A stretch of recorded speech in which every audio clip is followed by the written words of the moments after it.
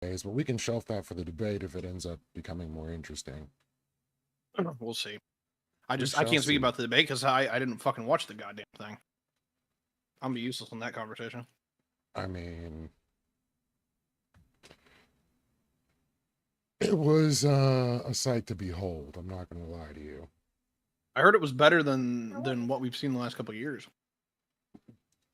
I mean, it was two people that were entirely coherent talking that were pretty much career politicians that knew how to spin properly. But beyond that, the takeaways are so polarized, I don't even know how people are going to feel about it. So, like, as of last night, it was like almost 50-50 on who won the debate. That's what I heard. It's like all the Republicans were like saying Vance won. A lot of the Democrats were saying Waltz won. So I guess they're going to need a moderate to actually tell them who won. Something on that order. I mean, I'm not a fan of the way that's working out, but the reasoning that a lot of people had for either direction is a little bonkers to me because there was like one key takeaway that I think pretty much seals the whole deal. My dude has some Crown Royal. I ain't even messing around. That's the blackest thing I've ever seen you do. My roommate knocked on my door, so I had to go check on that. And he said, "You like rum?" I was like, "Yeah." He's like, "Here you go." That's Canadian whiskey, though, isn't it? Crown Royal Regal Apple. It's apple flavored whiskey. Yeah, it's Canadian whiskey right there. Nothing wrong with that. I don't know why he said rum, but I do like whiskey. And people don't know their alcohols. What's good, Gibbs? Gibbs knows his alcohol. Let's see how this shit smells.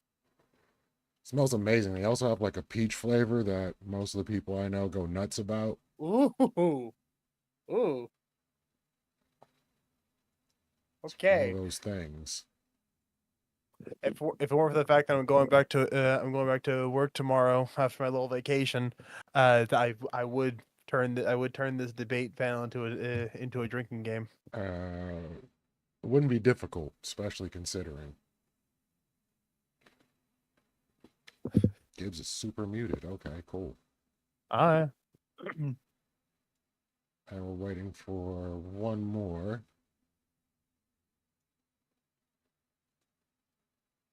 Let me pull up the articles. Who the hell is M87, by the way? He was I had another panel that I was going to do this week, but I didn't get enough confirmation, so I canceled it, and I let him know he could join up on this one if he wanted to, and he had to cancel last minute, so looks like we're not going to find out. Fair enough.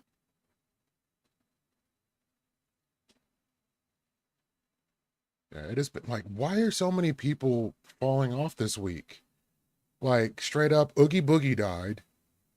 Pete Rose died. Dikembe Mutombo died. John Amos died. Like, people are just falling off this week. What is it? I mean, I don't know what else is going on with people's lives, but I know that my life lately has kind of fucking sucked. And most of the people I talk to kind of going through some shit lately, so I get it. I don't like any of that. What's the deal with that? I mean, I haven't even let like most of the other people know outside of like Connor yet, but like we know this is gonna be a really shitty holiday season for us. Like that's just locked in now. So you can probably go from there.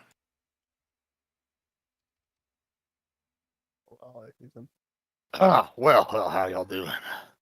We were just kind of talking about that.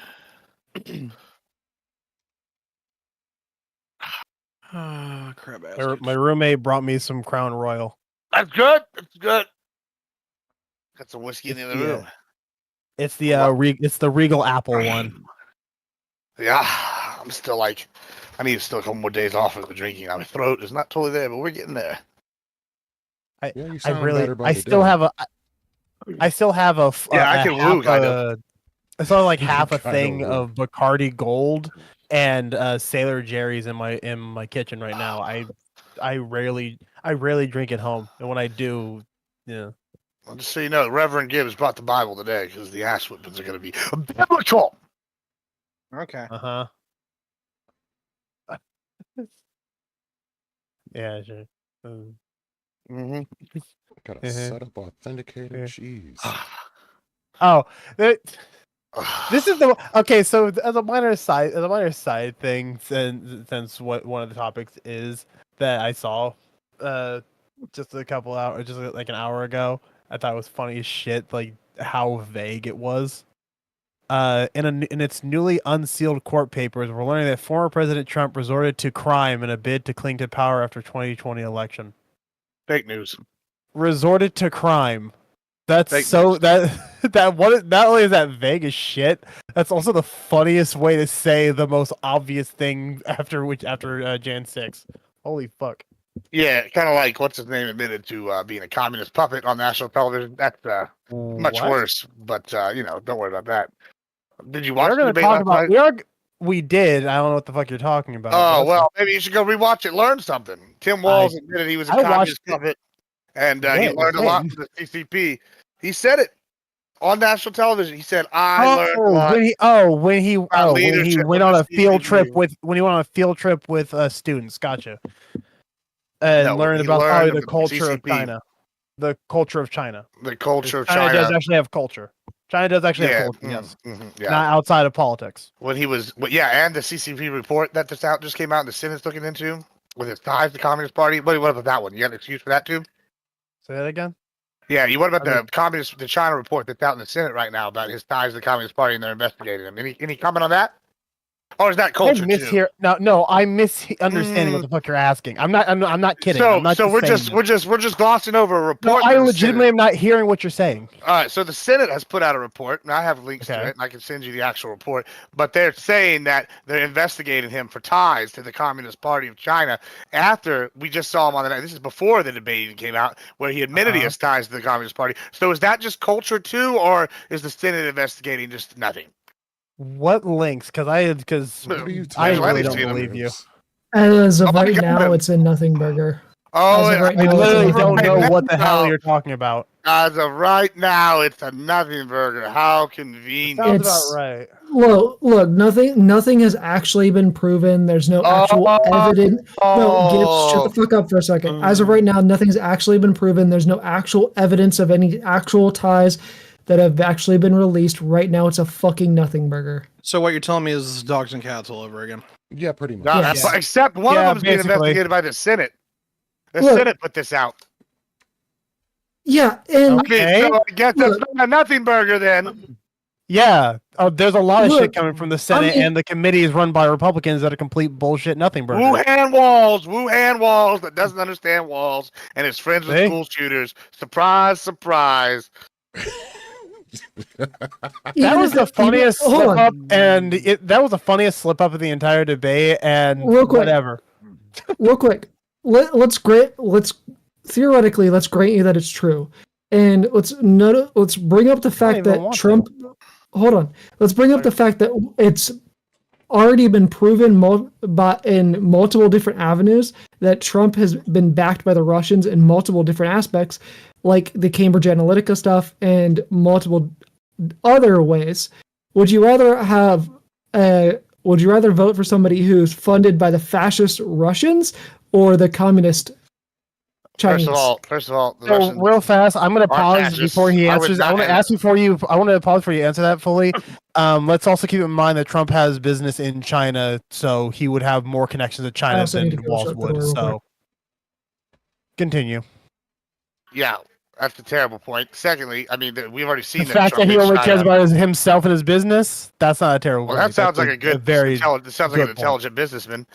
Secondly, I mean, I know that you don't understand economics. Okay, so you do. So you do want our president. Are you going to want our president? let me answer? You gonna let me answer? All right. Oh yeah. Okay. Good. Now, listen. Pipe down there. All right. Listen. Here's the deal. Yeah. I mean, I can't answer if you just want to. One, we've already seen Trump hates China, raised tariffs. He's restricted them. He's put like restrictions on all their shit. Yeah, it's pretty clear. He's strengthened the enemies of China. Yeah, no one cares. That's because you're an idiot. Now, the rest of us, we do care. No one cares. He hates China, but he loves Russia. He hates China. No one cares. He says that. That's what once again, not. He sucks Putin's dick like it's his fucking job. You asked me a question, I'm answer. I'm answering. Yeah. One. the Putin shit's blown way out of proportion. 2, we know that he put Putin in check. Putin didn't invade Ukraine. Well, hold on, he did. He didn't invade Ukraine while he was president. He whooped their ass in Syria. I don't know if you've heard about that battle where we beat up Wagner. You might have heard that. Check that out. I don't think somebody that's best buddies with Russia is going to have Russia troops getting wiped out in droves by U.S. Special Forces. But hey, you keep revisionist history in it. We all believe you. And it's Third, we actually have direct ties, or see him on paper, to the Communist Party of China and Tim Walz. So, it's clear that Trump's not in bed with either one, and it's clear that he's sitting here standing up for America. But you're just so willing to slob on the tampon, Wuhan, Walz. So I have to say something real fast about the thing you said that you put into the chat. I fucking knew it. There's this. Okay, a couple of weeks back, I remember seeing the House committee having one of their hearings and everything, and one of the Democratic senators straight up called it, said, let me guess, next week you're gonna have talks on Tim, someone whose name has never been uttered until he became the vice president. Here we go. Here's the conspiracy theories. Here we go. It's not conspiracy theory. The Republicans have turned the House committee into an arm of the Trump campaign. Are they turning the Frogs game in Minnesota too? The committee, but run by Republicans, has turned into the arm of a Trump's campaign. That is legitimately that's what they've been bringing up nonsense. Oh yeah, okay. That's what I'm going to say about all. Every bit of evidence shows this. Yeah, just like the lawfare that's investigating Trump has been nonsense. You're right. You got it. Yeah. Just like the New York branch. The difference is the New York branch.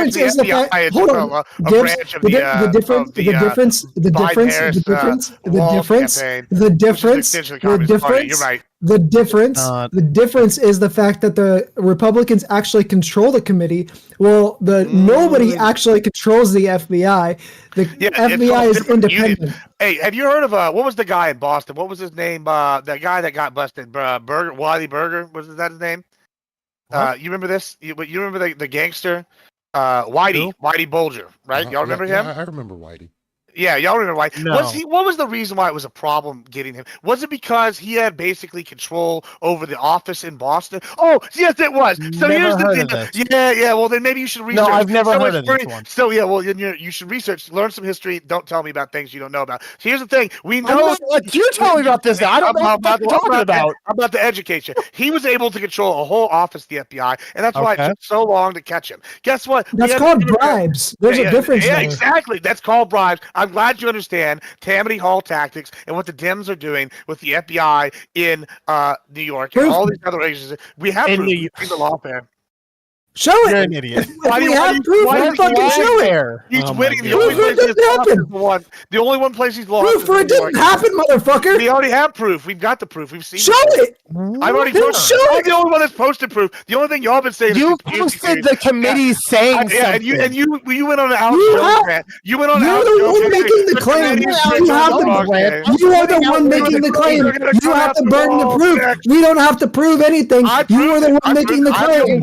I'm the only one who's provided any proof. No, you've given what can be considered not proof. You've given what is a small bit of quote unquote evidence. Is what you've given what is a small bit of evidence. Kitty Jones. We got Kitty Jones to my left, my right. Oh, why?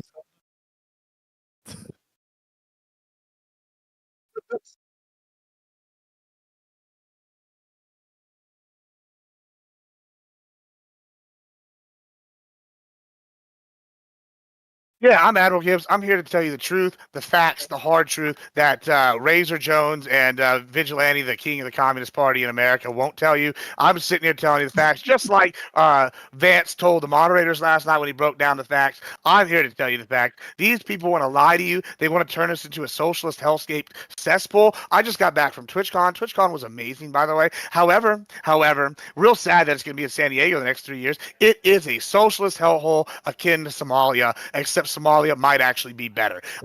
Probably cheaper. It is terrible. Let me tell you, anybody that's broke, move out of California, move to Texas. You'll have more money in your pocket, and you're going to like yourself better. I can't tell you I met one happy person in all of California, and this is what the devil Kamala Harris wants and the Satanist Walls want. These people are sitting here wanting to turn America into that socialist hellscape, and I'm here to fight them. That's what I'm here to do. Admiral Gibbs, you can find me at Admiral Gibbs everywhere.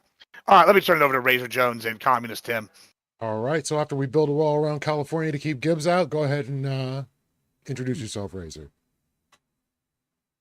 I know I end up having to go, I'm gonna have to go to work tomorrow, but if Gibbs is gonna be this fucking stupid, I might need this whiskey. Fuck. So, okay, Mitzi's stupid. Got it.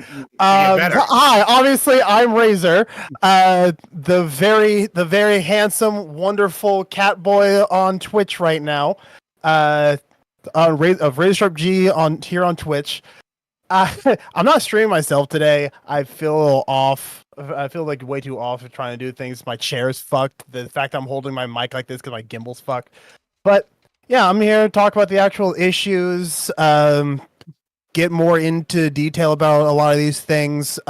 Stop pretending that the House Oversight Committee, run by partisan hacks, it has any true say on anything about single individuals when they have nothing on a former coach and just overall fucking sweetheart of an old man. Thank you, Razor. Assistant coach. Tiberius D, good to see you.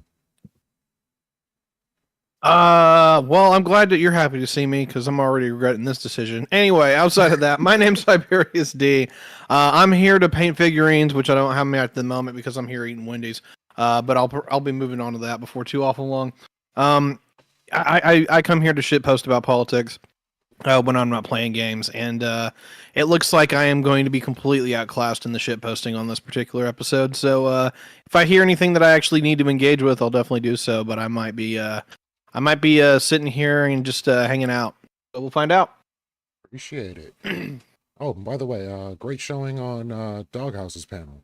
It's good stuff. Oh, I appreciate it. Like, we didn't have a lot of people that were really gonna question the narrative to a large degree. Like, I do appreciate having my righties around quite a bit. Hey, look what I can do! Thank you for the Bitsy. Much appreciated. And with us, for the first time in a long time, for you, the Vigilante.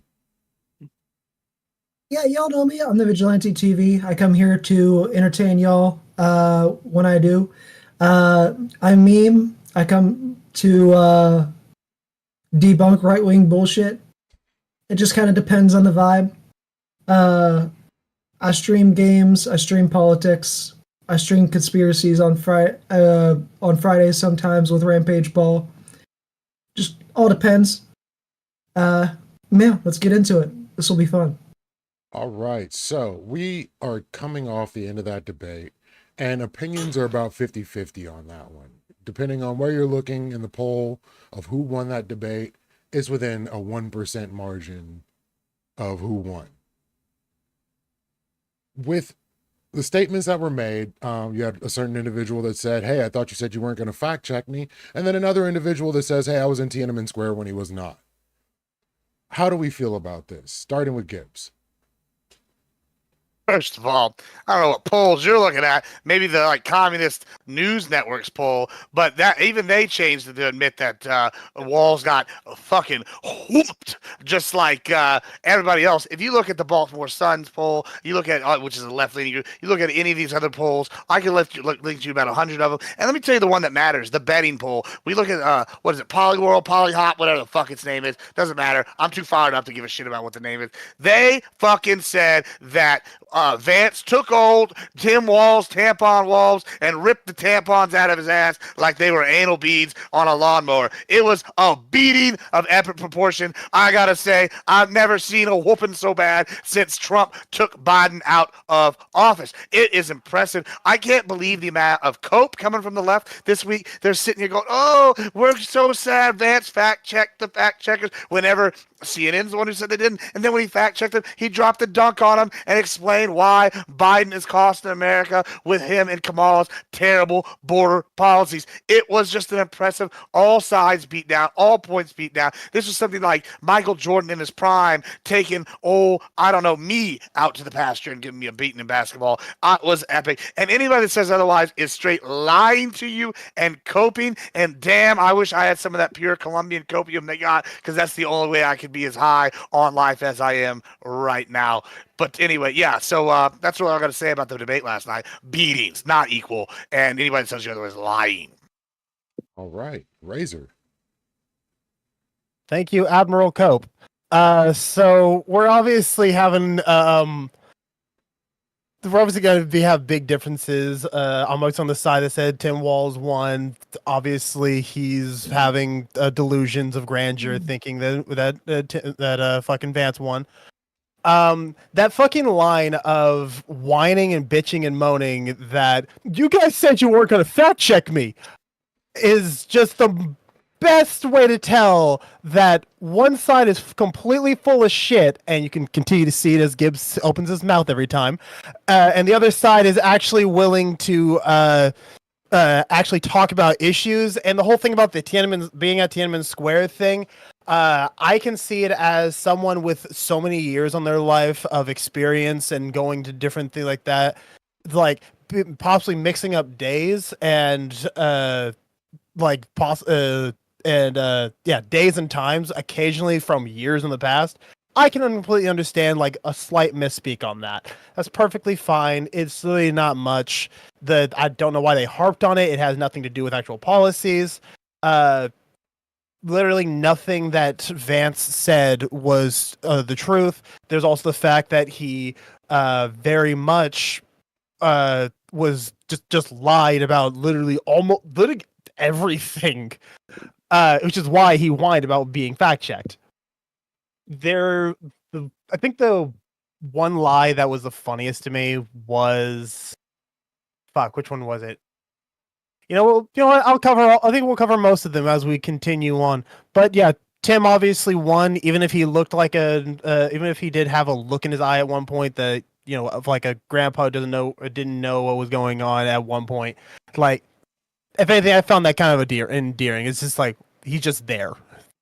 Vance was basically bred in a fucking lab to be creepy as shit. All right, Tiberius, tell us why you won yesterday.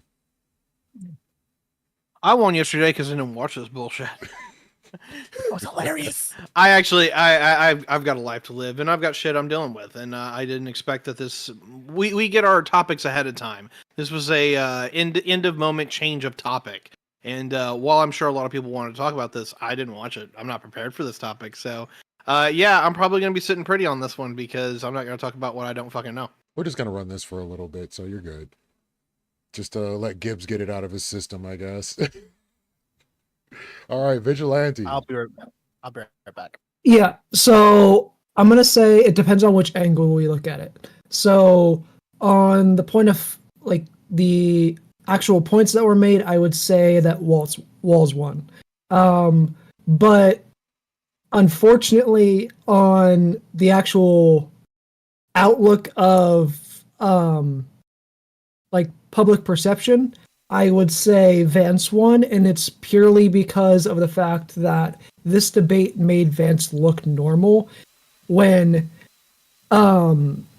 normally when you look at his speeches and stuff like that, whenever he's just talking in front of a normal Republican audience and not talking in front of an audience that's made up of like Democrats and independents and Republicans, he talks like a fucking schizo poster. This debate made him look normal. It caused his approval rating to go up almost 10 points. Like, unfortunately, this debate is a win for Vance just because of the fact that Walz was too fucking nice. Walz didn't push Vance nearly enough. He didn't push Vance on abortion. He didn't push Vance on immigration. He didn't push Vance on the economy. He didn't push Vance and make Vance say anything on any of the topics that would have made Vance trip up. And it's unfortunate, and it caused Vance's approval rating to go up. And that is unfortunately a loss, because like as an Ohioan, like I know that Vance is fucking hated here, and it's for a reason. It's because he's fucking crazy. That we hate him for a reason. His approval rating going up at all is a loss. All right, can I open it up? Yeah, so he's hated even though he keeps getting elected. That makes a lot of sense. Yeah, wrong. He's only been elected once. He's only had one.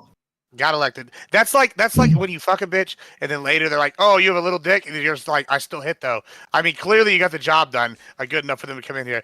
Like, bro, yeah, undefeated. Who did he run against? Yeah, you got wrecked. Like that's your points. He run against. You want to talk about nothing burgers? That's a. He won against Tim Ryan. You want to talk about nothing burgers? He won against Tim Ryan, who's hated just as much. Oh, wow, that's good. Let me ask you another question. How long have y'all been in favor of killing babies via exposure?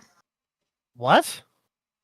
How long have y'all been, you, Razor, and Vigilante, answer me, how long have y'all been in favor of killing babies via exposure, just like Sparta did? How long have you been in favor? What? Yeah, because that's the true thing that I'm not understanding what the law. I don't know what the fuck you're talking about. Wall hold on, law. Razor, let me... This is a misnomer. It's a misunderstanding. 8 babies have died due to exposure. I have the sources. What and guess what? I posted them on my Twitter. You can go find them. It's follow just the news. Exposure to what? Exposure is how they died. That's a cause of death. Exposure is a cause of death. It's not Maybe Google what exposure is that? What the fuck are you meaning? I don't know what you're talking about. Exposure means left to die on their own. You left to die in the elements, like the Spartans did.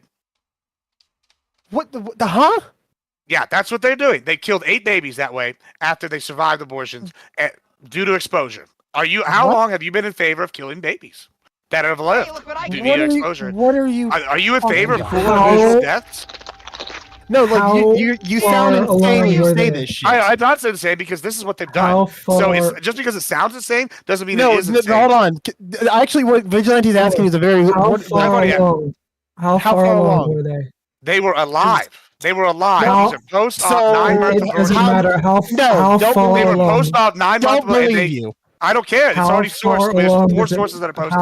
I posted them all on my Twitter. Go follow up. Go look it up. I don't think I believe you on this one. I don't give a shit what you believe. It's facts. These are facts. Hold They've been on. reported. Okay, answer Vigilante. How far along were they?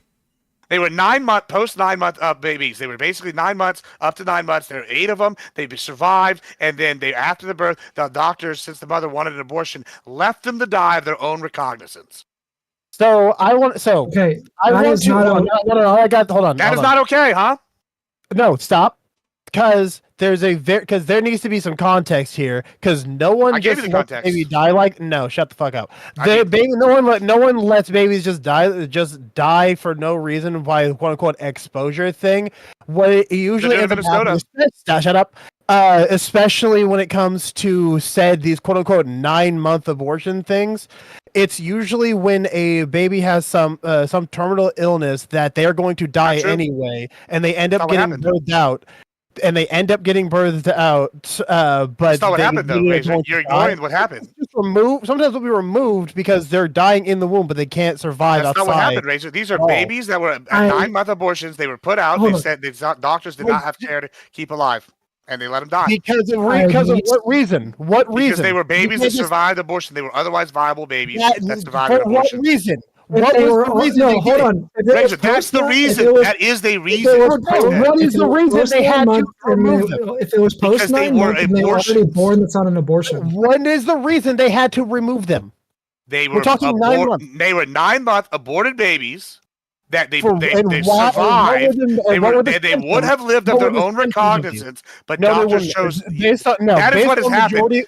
Based on the majority. Sorry, there's no based on the majority. Listen, it doesn't matter what based on the majority. Almost every case. This is the context, Razor. This is 8. These babies would have lived, and they did not live due to them leaving them out to die. That is what happened. That is the context. There's no other reason. They were aborted babies at the 9-month mark, and they died. 8 of them, and you're okay with that. That doesn't make sense. Well, that's what happened because that's the Minnesota law.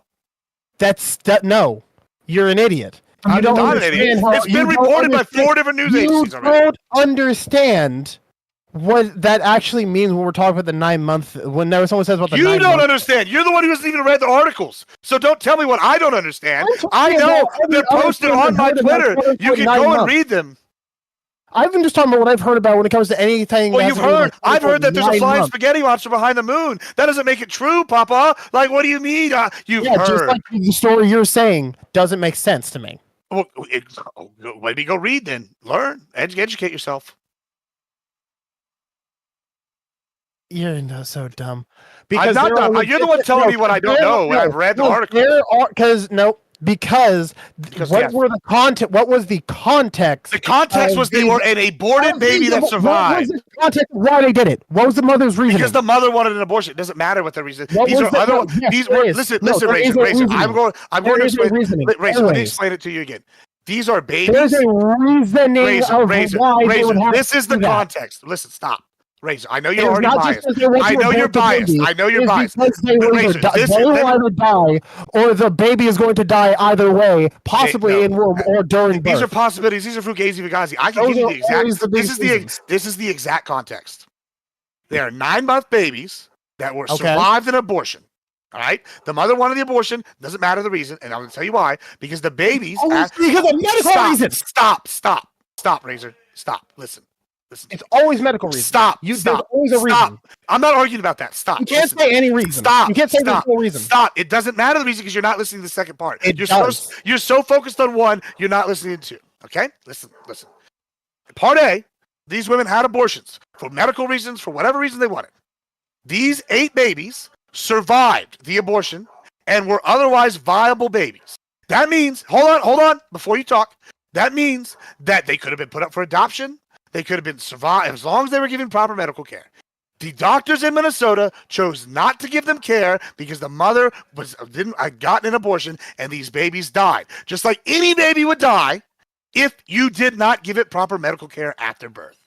And so they died via exposure. It's that simple. And that's the context. So it doesn't matter what the reason was they got aborted. The baby survived. At that point, they're a separate life from the mother. And now you're saying it's okay to kill these babies. So, Kai, do you want to be the one to tell him, or do you want me to read it out? Do your thing. Okay. So, the babies died in all 5 cases. In one instance, fatal anomalies were reported, resulting in the death shortly after delivery. That's a lie. No measures taken to preserve life were reported, and the infant did not survive. In 2 instances, comfort care measures were provided as planned, and the infant did not survive. And another two instances, the infants were pre-viable. No measures taken to preserve life were reported. The infants did not survive. Put them in an incubator. Totally fine. Put them in an incubator. Totally fine. Are you sure that could have worked? Are you sure that would have worked? Positive. They worked all the other ones. Yeah. No, not always. Yep, absolutely. Some babies will get put into. Do you agree that a baby? Hold on. Do you agree that a baby that survives? Hold on. Do you agree that a baby that survives an abortion is a separate life from the mother? Yes or no? Yes, and it's going to die soon. No. Most of the time. All right. So we've established their separate lives. All right. Now, they're separate lives. The baby survived. Do you agree now? If you were, say, an illegal alien and you walked in and you had been shot, and you don't have health care or whatever, that the hospital should have to take care of that illegal alien and provide them medical care because it's its own unique life. Repeat that. So if say an illegal alien has been shot and they will die without otherwise being given care, and they go into a hospital, are they entitled to health care? Well, duh. Right. Okay, great. So in this case, these children could have been given the health care they needed to survive. It's that simple. It's the same as if an illegal alien had been shot or anybody had been shot. Not the same. It absolutely is the same. You're just biased to hate babies. No, it's because when it comes to these quote-unquote 9-month abortions, it's most of the time they are taken out because it's already dying. It has an anomaly on it that makes to where it's not viable to live. And the few times where they have a chance to quote-unquote chance of surviving, it is so much. It will literally. Put them in the incubator. This is the one. No, this is the one case, and this is the one time where you can technically say like it is putting the end to the life of a baby is when they're going to die anyway, painfully. So you put them down. No, I should just shoot somebody and like a second time if they like are like will die if I don't give them medical attention. No. We're talking. That's what you're saying? No, there's nothing saving them. They will literally die in pain regardless of what you do. They will die in complete fucking agony, no matter what the fuck you do. So there's some discrepancy in what you're saying right now. I'm reading another thing, and it's saying right here that at least 6 of these would have survived with healthcare. And that's from the here's where I'm reading from. I'll read it to you. It's from the Minnesota Department of Health. So unless you know more than the Minnesota Department of Health. The Minnesota Department of Health? Just go look up the last time they collected the numbers. It's all in there. Hold on. I'm looking it up. If anyone else, if Vigi, you want to do anything, Ty, you want to say anything about it, go ahead. I'm gonna look this up real quick because it's really entertaining to hear that y'all are defending post-op baby. You do not know. Okay, so what they're doing circumstances. Hold on, Gibbs. What they're doing is palliative care. It's easing the pain. They're letting them die because they're going to die anyways. I'm gonna jump into this conversation for a second.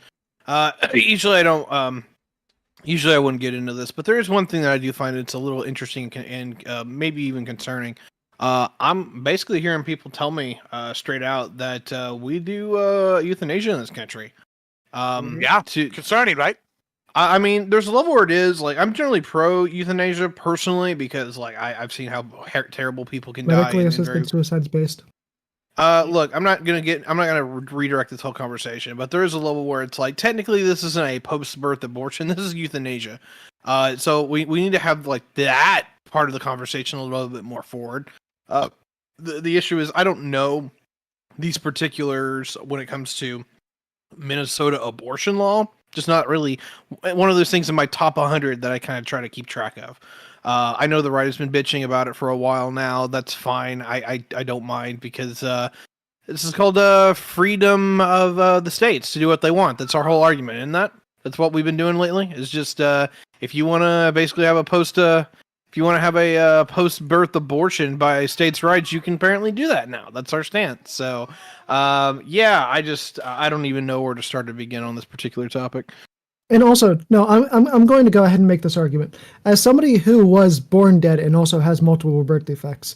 With what we're talking about, the babies that this is happening to. I'm fine with what they're doing, where they're just letting them die, because the alternative of trying to extend their life and them possibly living in pain is significantly much worse. And I would know because I deal with pain 24/7, and I wouldn't wish my life on fucking anybody. That's weakness. I'm sorry. I mean, like I deal with pain 24/7 too. And listen, I think I'm pretty goddamn amazing. So maybe get a little buck more often. Sure, narcissist, I guess. Maybe it's just self-confidence. I don't know. I'm saying this, like, who are you to tell a baby that they should not be able to at least have an attempt at living a fulfilling life if they had survived an abortion and could have lived with medical help? You're basically actually at Tiberius, it like kind of put what I was really getting at more delicately is that y'all are allowing euthanasia on these babies. Y'all are sitting there killing them via something I would consider cruel and unusual, which is death by exposure, which is awful. So like you're literally letting them just die without giving them any help, and they could have had the help and lived. But instead, y'all are choosing not to give these people a shot at life, even though they're synchronicity. Huh? Positive eugenics. That's basically what you're saying, yeah. Positive eugenics. It's positive eugenics, yeah. That's exactly what it is. Do you understand what eugenics is? What is eugenics? Why don't you explain that to me? Because I want to see how it's positive eugenics. What is eugenics? Positive eugenics is allowing or taking the life of babies that are born with birth defects. All right, I'll get in this for a second. No. Yeah, you may tie yes. back in. No. Yeah. Oh, yeah. Go ahead, Ty. So eugenics by itself is just selecting for certain traits that you want to see within a population, and you're basically weeding it out. Positive is eugenics is that you are openly saying, "Hey, we believe that not all eugenics is bad. We believe that some particular things we actually want to like eliminate from the gene pool on purpose." And to steelman this a little bit, because this is deeply morally a quandary, is it okay to terminate terminate people or abort people based upon the idea that they're going to have Huntington's or they're going to have like an incredibly strong risk of ALS or a lot of these other like very neurodegenerative things. There's been one of those conversations of or should it be required to abort people that are going to be born with Down syndrome? Well, yeah. So, like, Sweden aborts like 99% of their children who are going to have Downs. And there's a big conversation on if that's okay. That's your own personal politics. I'm going to leave that to where it is. If I have to throw in, I'm actually have made the determination myself that eugenics is actually pretty fucking based. I don't like this idea that we're just going to sit here and act like everybody's made equal when they're not. Like if you know that people are going to be born with like blindness and debilitating illnesses, like would I abort that child? Pretty good chance I would. And I generally despise abortion. The reality is that there is some levels of, I guess you would call it moral and ethical nuance here where you get shit that overlaps and it sucks. If you guys want to basically maintain the medical industry that we have like cybernetic eyes and shit, or we try to be able to like do gene therapy to grow new eyes or new optic nerves, I'm all about it too. But like we can't even have a conversation about this shit because everyone's scared of playing God. It's usually because they believe in a false god. Yeah, so basically eugenics is like selecting people to be off superior traits. So yeah, I don't think this falls in the category of positive eugenics by any metric. We can read the definition of positive eugenics if we need to play definition debate, but trust me, it doesn't say what a vigilante said. You know what? I'll just go ahead and do it because I'm a dick. APA Dictionary of Psychology says, encourage reproduction among individuals with superior traits. Positive eugenics aims to encourage reproduction among individuals with superior traits such as intelligent health and success. It involves methods like financial incentives, targeted demographic analysis, and in vitro fertilization. Does any of those sound like what we've described with babies being killed via exposure? No. Fake news. That's a lie. Everything they just said. Well, not what Tiberius said, but they said. Now, as far as whether or not you think eugenics is okay, I mean, I'm not a Nazi. I mean, so I'm not a big fan of eugenics. It's pretty simple on that. I mean, just to list some people that are famous, that were born blind: Stevie Wonder, David Patterson. How about Ernest Weichselmeyer, first person to reach the summit of Mount Everest? Louise Braille invented Braille. Might have heard of Braille. Kind of important. But hey, you know what? If we had been doing eugenics back then, all those blind fuckers, dead. So, I mean, yeah, sorry. I find that people with disabilities can contribute to society. I mean, we wouldn't have Helen Keller jokes. Yeah, I mean, on a less tasteful note, that's true, I guess. I mean, or the Helen Keller song, if we're really getting at it. But that's neither here nor there. The point is, though, yeah, I think that people with disabilities contribute. How is the evil Republican the one that's defending people with disabilities now? You see, disabled people. This is what the Dems do. They only want you around for your disabled vote. people. I do. You don't know that. My great uncle was disabled. He won sportsman. Republicans in general don't. Republicans in general don't. Except we do. Y'all are just showing your true colors and only using them for their votes. Considering how Republicans keep trying to slash any kind of help towards disabled people, no, the fuck they don't. But when it comes to the whole debate about like the whole, why does that have to be the only form of help that we are in favor of giving? What do you mean? Just we don't want to give people paychecks because they're disabled. Not paychecks. No. Like I'm saying programs. Here's the thing. Like we should help programs. They also cut programs. We should help the ones that are current. Here's the thing. Like we should help the ones that are currently alive. We should help them live the best life that they can. But we should try to prevent more people from being born with debilitating birth defects, because they're going to live really fucking shitty lives, and we shouldn't damn people to live shitty lives just because they're a fucking life that's retarded. Yeah, but hold now, on. Who decides if the life is shitty? Them or you? if there was now if we actually had all of the safety nets and all of the help and everything to make sure that they could be taken care of without worry, they don't have to they never have to worry about being homeless or alone because of their defects and because they're not able to work because of said defects, then we could have more of a talk about like completely saving any quote unquote any baby who has a quote unquote defect at birth. Then we could have that conversation. But for now, you're basically dooming them to a life of pure agony and pain if they are born with a debilitating defect. Like, unless the parents willing to deal with that, I don't think we should. Why is it up to parents? Why? Like, this is what's crazy to me is y'all are advocating for someone else. For parental rights. Okay. No. Listen, this is what's crazy to me. You're advocating for other people to decide about your quality. What if I decided that, I don't know, your life was shitty and it should just come to an end? Basically, what y'all are saying. My own life. You have no. Oh, you're your own life, right? That you have no stance over. You have no stance over. That you have no stance over.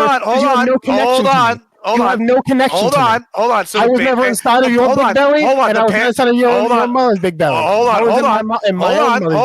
on. And this is a good point here, and I'm glad you brought that point up. Now, the parents have already tried to get an abortion. These babies have survived, right? That means they've signed away their rights to that child after it lives. So that child is basically, for all intents and purposes, emancipated. So guess what? That person deserves a duty of care and to be taken care of under our current health system. Secondly, it's so crazy. Hold on. It's so crazy. System says that kid is not going to survive regardless of any care that you give them. Didn't say that. Say 6 of them at least could have been saved for sure, according to Minnesota, 8 according to other people. So here's the other sources. So here's the deal.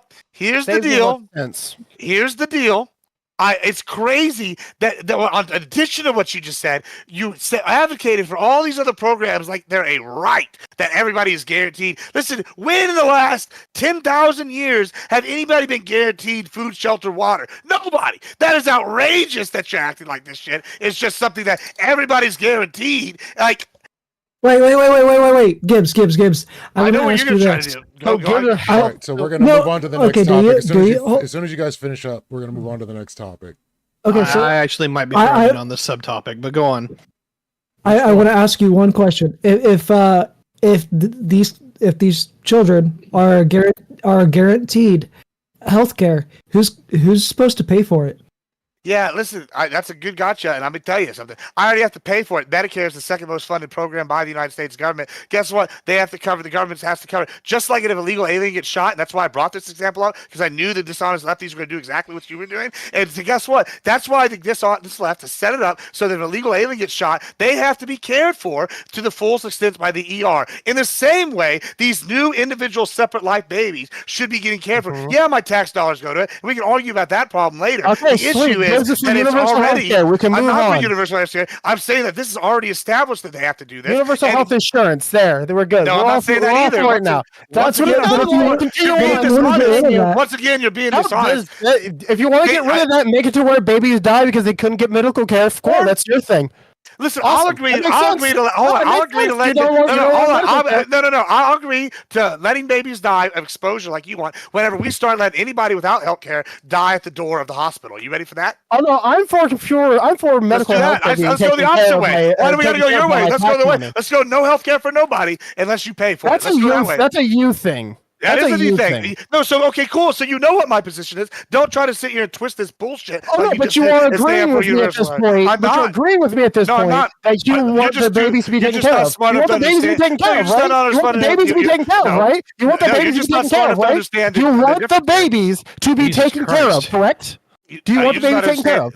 You understand that I'm holding two different positions simultaneously, do you want the babies to... Do you understand that I'm holding two simultaneous positions? Cognitive dissonance. Okay, move on. Cognitive dissonance gives. Got it. Continue onward. It's called having one bird in hand and two in the bush. Let's continue onward. I'm so glad we managed to actually talk about the entirety of the debate, which was entirely one topic altogether. Dishonest Dems. Which one were you talking about, Ty? I thought this conversation was going to go a little bit of a different direction than what it did. Because I thought we were gonna get into like medical rights and like the practicing of healthcare. I was hoping get into that. He doesn't want to. He always goes to. He always goes to babies, like as if he cares. No, you just ignored everything I said and then just put a dishonest spin to what I said, which is what I said exactly. Let's quote it again. I said, okay, we want to talk about required medical care. Then fine. If you want to let these babies die of exposure, then let's let anybody that doesn't pay for health insurance die at the front door of the hospital. And then you're like, well, that's a you position, which is crazy because that is the medical rights issue. Babies to die. Got it.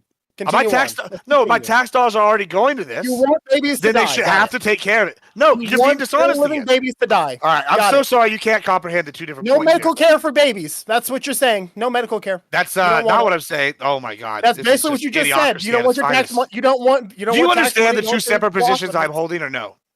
Cognitive dissonance? Yes, I understand it. All right. So do you understand the two separate positions? Yes or no? I do, and it's stupid to hold both of them at the same time. No, it's not. It's called. Oh my God.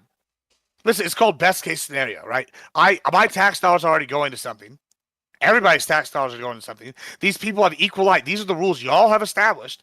So y'all don't even want to follow y'all's own rules, is what I'm saying.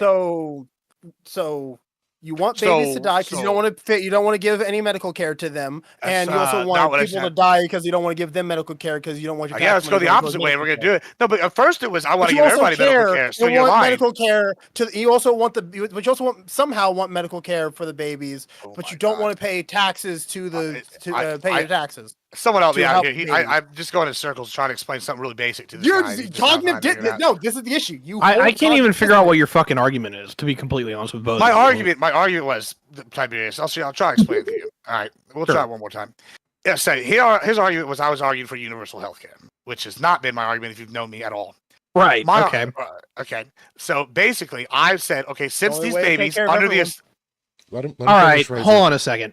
Gibbs, please finish, and then I'll go after Razor. Right, all right. So basically what I've said is under the current system, if an illegal alien gets shot or something, they are any medical care, they go to the ER has to take care of them. Correct? Right? That's the current system.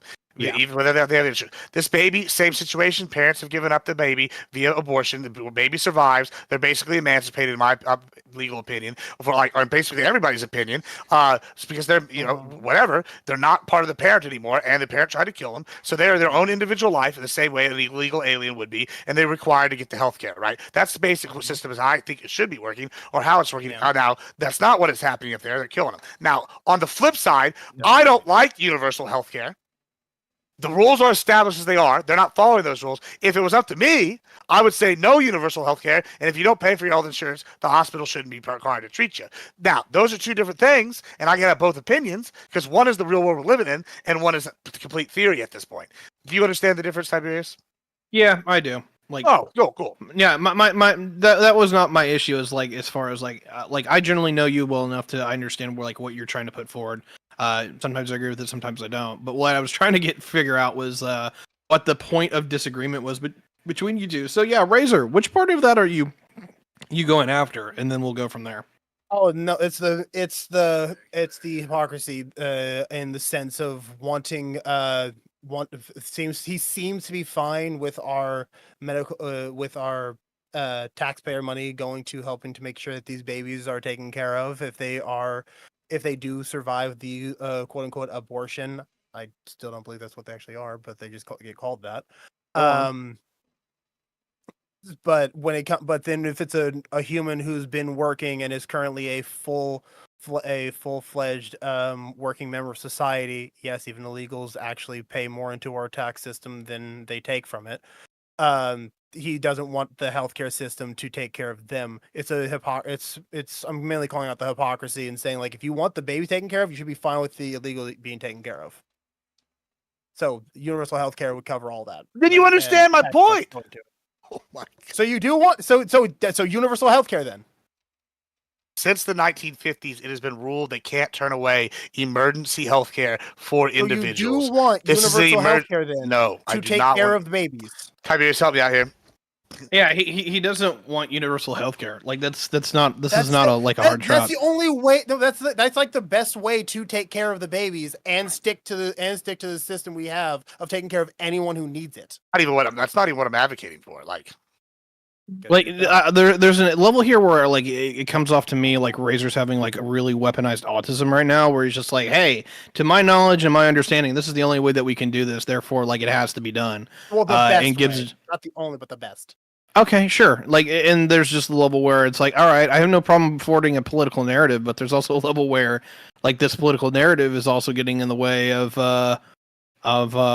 like this conversation, and so it's like one of those deals where you have to educate Gibbs on the fact that like the way you want to do this is correct, which he's never going to agree with you anyway.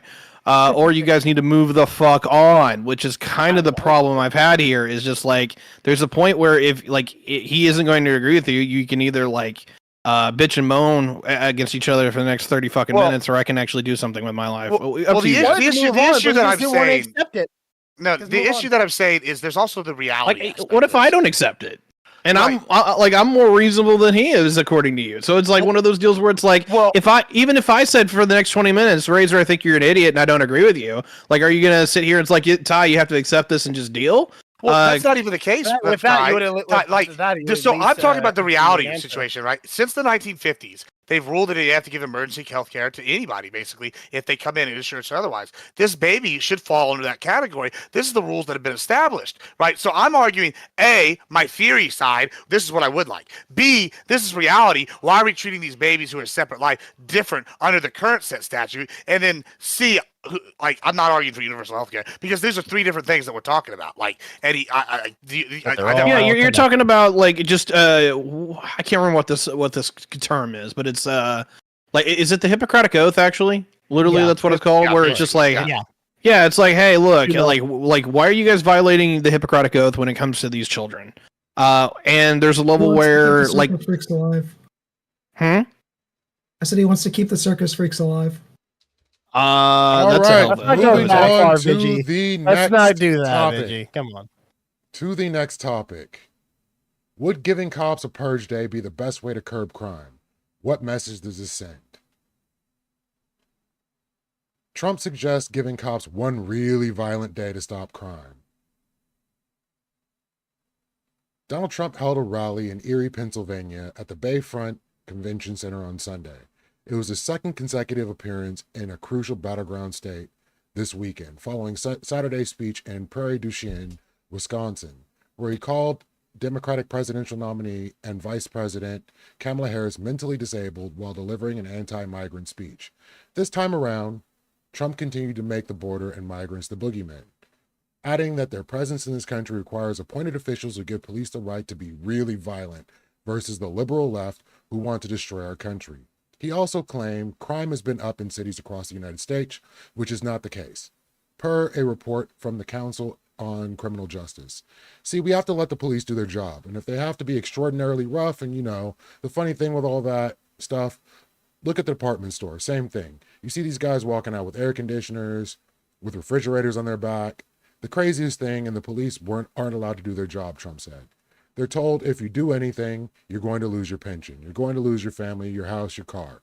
The police want to do it. The Border Patrol wants to do it. They're not allowed to do it because the liberal left won't let them do it. The liberal left wants to destroy them, and they want to destroy our country.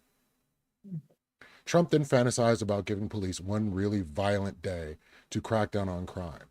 So would this demolition man approach to dealing with crime be the best way to handle this situation going forward? Starting with Gibbs. So first, I want to say that the Major Cities Chiefs Association, MCCA, has been publishing year-by-year data on stats on crime in 69 major cities across the United States since 2014. According to them, crime is way up, and there's a famous quote, and this is going to sound kind of interesting after I just quoted this, but y'all mentioned the Justice Department. It's the same thing with the gun control crime debate when they always talk about the gun crime and the mass shootings. It's interesting to me. It's basically there are good liars, bad liars, and statistics, right? Everybody picks the numbers they want and they reframe them, etc., etc. So they're going to say the crime's down. I, for one, can tell you this. Modi has been in America. My friend Modi, he's care for streaming. He's been in America for all of 2 weeks. In his first 36 hours, He was here. We witnessed a stabbing in California, and we witnessed me getting attacked by a hobo in California and going down 3 flights of stairs and having to go to the fucking hospital. So I would say no. I don't feel like crime is down in major cities. I can attest to it personally. It's happened within eyesight, and me personally being attacked in less than last week. And that's a major city. I feel like San Diego's a major city. You know, I got to say in Texas, you know, crime's way up along the border. All these are problems.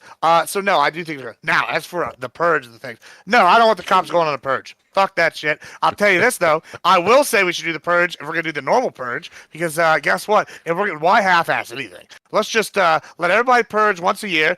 We'll have no crime, and then you know we can all go raid the weed stores. We can kill the people. Diddy can have his parties. Everybody can have what they want, and it'll be perfectly fine. Maybe Epstein can come back from the dead. Who knows? And then we can just hunt these fuckers down, and then we'll be good. It'll be done.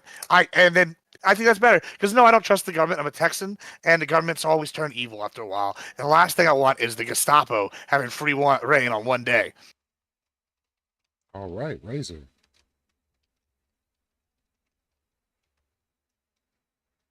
Sorry, I wanted to. Oh, sorry, can you hear me? Great. Yeah. Okay, sorry. I had to. Sorry, I was wanting to. I wanted to pull up the FBI crime data on this, figure out like what it is. So the violent crime trend is on a if overall for murder, rape, robbery, aggravated assault. Overall, it's 3%. Has been going a 3% decline from January 2023 to December 2023. That at least from it's showing here. I'll go ahead and link the page I'm looking at so people can read what I'm seeing. But yeah, crime has it's been widely accepted and agreed upon that crime overall has been going down across the country steadily. We're at the safest our country has ever been in terms of crime in American history. From what people say in American history, don't 100% know if that's accurate, but feels like it. The occasional like anecdotal things that someone may experience in a city does not mean that crime is up. There obviously are misnomers, there are outliers, there are pockets of areas that are still pretty bad, and everyone can agree on that.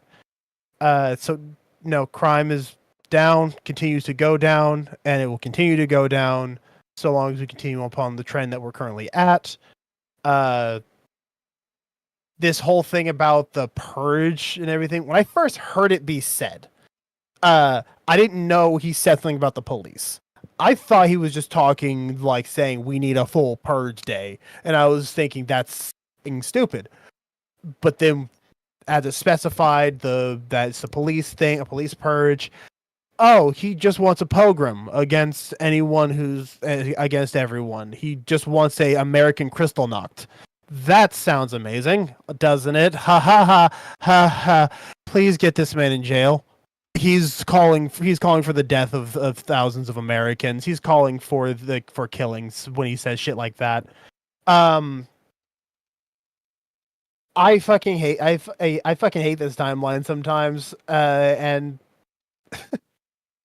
yeah, crime is down, and this would work. And doing something like that would just worsen crime. So yeah, we'll go from there. All right, Tiberius. You are muted, sir. Yep, sorry about that per streamer moment. Yeah, I think there's two conversations that kind of fall out of here, and I'll make this as succinctly as possible. The first one is actually kind of the idea of jurisprudence. There's a lot of people who have some serious issues with the fact like the justice system takes incredibly long and doesn't feel like it has a lot of teeth. And to kind of give this an example, I know the right's been talking about this a lot, but they're like, oh, hey, look at what's been happening in Guatemala over like the last 2 or 3 years. Like, this guy is great. He's tough on crime. The problem is he suspended habeas corpus. Like, he just started allowing the cops to arrest anybody who they thought was even suspected of a crime. They didn't have to prove it or do anything. And they, like, what was it? They increased the people that were in their jails by something on the order of 500%. One of the other sides of this, though, is that their crime rate has significantly dropped. And I'm talking on the order of like 80% reduction in crime. Remind you, this used to be like one of the murder capitals of the world as far as countries go. So there's levels where, like, can this shit be effective? Actually, yes. But do you actually believe in it? And for me, there's a level where it's like, we've got to have a pretty high bar to get past this. The only time we've ever done it in American history is during the Civil War. So that's conversation one. Conversation two is that, are we treating our police in the ways that they deserve? I am very opinionated on this one because I think what Trump is kind of getting at here, as far as what he has said, is that like cops they're not allowed to do their jobs. If they fuck up in any way at all possible, they will never be allowed to be a cop again. And there's levels where it's like, hey, look, these people are still human. They still have their problems. They still have the stuff where they're going to make mistakes. Like, you know, some of this shit is egregious and some of it is not. I don't want to go too far in the rabbit hole on this one, but I want to give a great example that you know has been kind of in my mind this year. There was a New Mexico state trooper who rendered assistance to a disabled vehicle earlier this year. This guy's name is Justin Hare. He was 26, and you know, you see the video camcorder. The guy walks up to the police cruiser, which was a little weird, but he's just like, hey man, you know, yeah, the car stalled and whatever. The conversation's nice. He's like, yeah, let me get out of the car. We'll jump you into town. We'll get you taken care of, because it's 5:30 in the goddamn morning. The moment that Officer Hare looked away to actually start getting out of his car, the guy lifted up a gun and pugged him in the head. Came around the other side, plugged him 2 more times, and then dumped him out on the side of the road, a mile down the road. Unfortunately, he passed away when he was in the hospital. There's levels where cops cannot actually be good to people, or else, oh my god, they risk incredible suffering. It's one of those deals, personally, for this conversation, where we really are damned if we do and damned if we don't. We want cops to treat people with humility and decency, but the moment they lift their guard down, they can get plugged. We have to have a conversation about that, and we're not actually having one. We're just bitching and moaning because no one gets the way that they want it. And this is one of those conversations where nobody is. So I'm sorry to go on a bit of a soliloquy and monologue here, but this is complicated, and this is where nobody wins. So we're just going to have to be big boys and adults, and we're actually going to have a real conversation. I'll forward that until the open panel. Thank you. I'm going to regret this. Go ahead, Vigilante. Why limit the purge to just the police? We have so many sex criminals and kitty diddlers and shit and murderers and shit that just get off in the justice system, or their trial or their investigation just goes on for fucking ever because there's a backlog in the police because they don't have enough people to sit here and process the shit in the forensics labs and all that. Why should we limit this to just the police when we can open up the purge day to everyone and allow the people to solve the problem themselves permanently? We don't need to limit this to just the cops. We can allow the people to fix this themselves and open it up to everyone. And opening up the conversation to everyone. Let's go. Yeah, fuck that bullshit.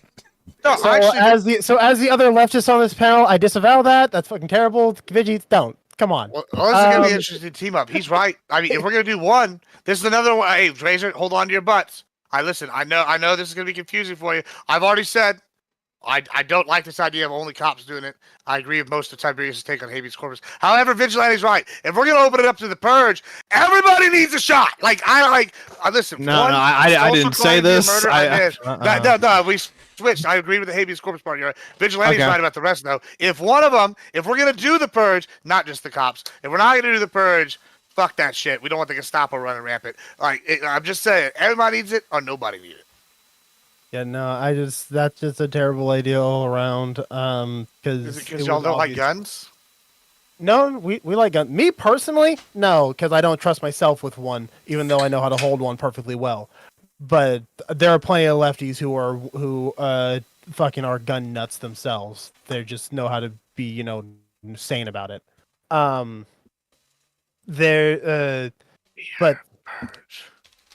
it's just I more want to talk on the thing that Ty was saying about like treating police a little bit better and everything like that. Because although I am very much someone who would chant the ACAB thing, I at the same time understand that the individuals in those uniforms are indeed their own people who do need some form of protections, especially from fucking psychopaths who are out there who will just do what Ty said the story was, which is walk up and plug heinous. Yeah, that shit. Like, there are people who are just fucking nuts. Will do that shit. Like, the way to deal with those kind of people is so much different from like dealing with the cops themselves. It's a different conversation, but I do understand that right now what we have, we do need to make it somewhat better, possibly better training. Try to incentivize the police to not have their own psychopaths with a badge, because there's a lot of people who end up going into being police just to be fucking mad with power and be fucking crazy with the badge and say like I am the law and shoot you because they yes, feel that but if we open up the purge to everybody, we can solve that problem too. We're right. not taking the purge seriously. Holy shit! Okay, it'll be like the French Revolution. We're no.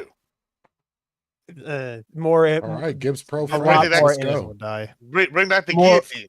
You know, at one point the French were based. People would when die. Napoleon took over after the French Revolution, they were pretty based. Just saying, you know, conquered a lot of territory. If there was a chance of only getting rid of, if there was a chance of only getting rid of like the extremely bad people that are complete shit stains on the world, then maybe, but that's never going to be a thing. Those shit stains will have the guns ready to go first, and they'll end up getting rid of all the innocents. I do want to talk about something else that y'all brought up in the opening. That's why I don't like the purge. Well, there are plenty of people that will be ready to go that are on the good side. I mean, you got to remember there are out first. Yes, because good people are notorious for being sociopaths to kill everybody. Well, you got to think there are literally motorcycle gangs. Like I can't remember the name right now, but there's that one motorcycle gang that literally goes around and beats up kitty diddlers. Like those people will be more than ready to go if we were to open up the purge to everybody. They would love to have a situation like this. Well, let me bring this up because we talked about. So let's give over the country to those who are literally the most violent, and basically let's see who rules the roost after it's over. That's what I'm hearing. Oh, it's the highwaymen. Thanks, Jenny. Yeah, like this is why I'm not an anarchist, like straight up, and this is why anarchism is cringe. Like this is nothing short of just blatant warlordism. I'm not in favor of this shit. Well, believe me, and like, look, I've got a serious issue where, like, believe me, I have a strong propensity towards revenge. Like I have to like really keep myself and like not getting on the whole justice train, because then it's just easy to be like, well, you're a fucking piece of shit, boom. But there's a reality here, at least for me personally, where a lot of this, and I mean a lot of this, is just incredibly easy to go, well, you know, you haven't really demonstrated your worth to society. You're kind of a cunt, so get fucked. I'm gonna be real careful about this, because I think 99 times out of 100, like the purge actually just leads to nothing but blatant anarchy, where most of the good people in the world are getting shafted because those with the propensity to violence will use it, and they will. Yeah. Well, Tiberius, let's look at something though. I think you kind of touched on this with what you were talking about with like how police are treated, but like there's actually a second aspect of this, which is how the citizens, like I think, perceive crime and see the world. Right? They see a lot of people conservative side see police as you do. Right? A lot of people on Razor's side see police as he does. Okay, so they clearly there's different like aspects where people hate this. Right? I want to talk about the crime number. Right? What's interesting to me is I've been looking at crime stats and from about 6 different agencies this whole time, because I've felt there's been this discrepancy thing, right? So this is interesting, but what's the name here? I got the little acronym, but basically it's the City Center for Law Enforcement and Security. No, Law Order and Safety. or he said, according to their analysis, violent crime is up across 66 major cities, right? And so they started diving into the data, and they said a really bad example is Philadelphia. Right, and so and they said they're not faulting the MCCA or they're not faulting the FBI. They're saying basically that their data isn't perfect. It's not perfect. They can't help. They got to work with the data or not. But according to them, there's been twice as many murders in Philadelphia in the period that it described than what the MCCA reported. And the MCCA was already critical of the FBI statistics, right? So what's interesting to me is we're seeing this. Like a wide swath of people say crime data doesn't match up. Okay, then I look at I'm gonna bring California up because I was just there. I was talking to a lot of shop owners, and they say it's terrible. We have to have armed security in our stores to deter crime because you can steal stuff up to like $900, and who wants to insure that? Nobody wants to insure that. So a lot of us are having to move, and so this goes back to crime stats even being down. So even if crime stats are being down, these people, the law enforcement's hands are tied. They couldn't arrest somebody stealing $900 or less worth of stuff from a store. Which I don't know about you, but I feel like I'm pretty well off. But if I got $900 jacked for me daily for by 2 or 3 times, I'm gonna be pretty pissed about it, right? You're gonna be broke. Yeah, I mean quickly, right? And so that's not being reported as a crime. So even if crime stats are down, it's pretty clear that crime's not being reported properly, or if it is being done, there's not something being even done. Why would that not be recorded as a crime? Probably a misdemeanor crime, but it would still be a crime. It would still be under there, wouldn't it? It would I know what you're talking about. It used to be a violent crime. It used to be considered a violent crime, it could be seen as it could be seen as a misdemeanor, which would still count as a but we're talking about violent crime is down, right? That's because when I think violent crime, I'm thinking someone got physically hurt. Sure, okay, and that's fine. If someone's stealing $900 from a multinational, multi-billion-dollar corporation, I'm not. What about a gas station owner? They steal $900 of the shit for a gas station owner. A single gas station owner, then they are being a bit of a dick. Yeah, so they're being a bit. So, all right, you understand that, a lot. All right, even these multi-billion-dollar corporations, I've looked at buying franchise. I've never done it, but it would be an individual owner like me. Bob would buy I don't know, a McDonald's franchise, right, or a Dairy Queen franchise. If someone came in there and stole $900 from me, or several times in a row, I would have to close the business. And I'm an individual franchisee of a multinational corporation. You understand? It's middle class people being hurt by this, right? I'm not fully sure on that. If it's in the majority of it is. Unfortunately, the Gibbs is right about the way that this works. The way that this works. The way that this works is the way that it works is they franchise out to kind of put the burden on other people, which is honestly they both get benefits. They both get benefits. You can argue about whether franchisees will or not because it depends on the franchisee, right? If I wanted to open a Subway franchise, right, I would take $40K. You'd buy a Subway franchise. You'd rent the location. Right, and then they would give you all the materials, all the stuff, and they would immediately plug and play you into their network, right? I wouldn't have to pay for the food, all that stuff's covered, but you would have to pay operating costs. So there's benefits, right? You can start a business that's got a brand and all this multinationally, at a level, and you're gonna already have all that plug and play. So there are benefits to being a franchisee owner, but in the case of crime, you're fucked. And that's not really something that why would the multinational corp even do anything about that? It's not their duty; it's the city's duty. When we're talking about Walmart and stuff, the Walmart and most actual stores don't franchise, so there's a difference there. So Walmart's, Targets, actual supercenter stores like that. But if we're talking McDonald's, gas stations, then I kind of see what you're talking about. And Gibbs, there's a lot of people that are those owners, so you're just saying fuck all those people, because y'all don't want these crime, because y'all are saying the crime stats don't matter, and that's what Trump is saying. He's saying we can stop a lot of this with one violent. Crime stats do matter. It's the fact that that wouldn't stop all of this. By the way, that actually would more than likely heighten it. Because at that point, it would people would be forced to be even more criminal to survive, kind of a thing. It's another one of those because it's so hard to describe this. Because the way that most crime ends up happening, especially financial crimes of stealing shit like that, is because of the financial hardships that people are in. That's why they end up stealing so much stuff. Even if it's sometimes luxury things that they're stealing, they're doing it because they don't have the money to get the things that they want. They want the shit because they want the shit. But they're still stealing because they're lower on the totem pole. And so we had this of question society. come up a couple weeks ago. What causes, like, is it crime that causes poverty, or is it poverty that causes crime? So would sicking the police on people fix this issue, or would fixing abject conditions be a better answer? Fixing abject conditions would do the most. If I feel like if police were better trained, and then we also had more trained individuals for certain type of issues, then like it's always going to be like a mixture of multiple things, obviously. But fixing circumstances is, I feel, the best option to get rid of the majority of crime. That would lower down quite a bit. There would still, of course, be the violent crime of criminals who just want to be fucking criminals and do the popping random police thing, obviously. But like theft and robbery and stuff like that would dip drastically if conditions were taken care of. So I mean, fixing abject poverty would obviously fix it, but I mean, at the same time, just allowing this purge day, I mean, it wouldn't be theft. It would just be finders keepers. So people would be allowed to get just a bunch of people would be able to take money and stuff worth thousands and thousands of dollars and turn around and sell it the next day. Economy. They would be fine. All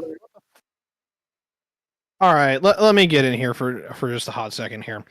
The first part here is like some of this okay. Crime is usually a response to poverty. However, poverty isn't like the innate root cause here. It's like literally, if you look at crime, it's an equation. There is a little bit of a propensity for people to steal more than others, and I can't remember what it's technically called, but I think it's literally like something on the lines of kleptomania. There are people who find it to be like an interesting exercise. As far as like, oh, hey, it's a difficulty curve and whatever. Like, these are people literally who want to metagame theft.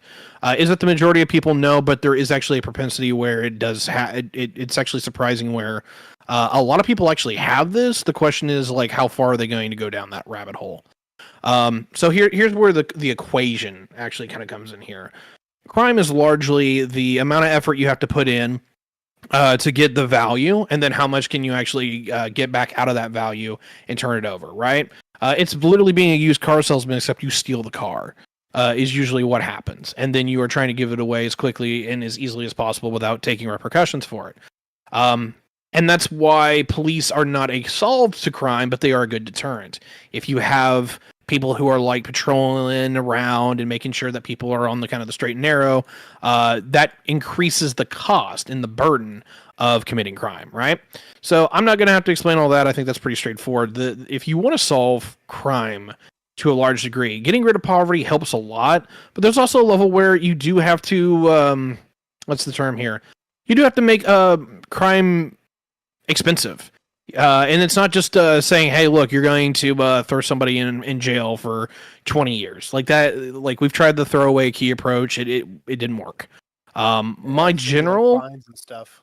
Yeah, like even with fines, like there's some levels where that it comes back to bite us as well. There's two things that I really have seen that really help with deterring crime. Number one is actually having some level of active police presence. I know there are some problems with that, particularly when it comes to like racist and shit, but it works. It really does fucking work.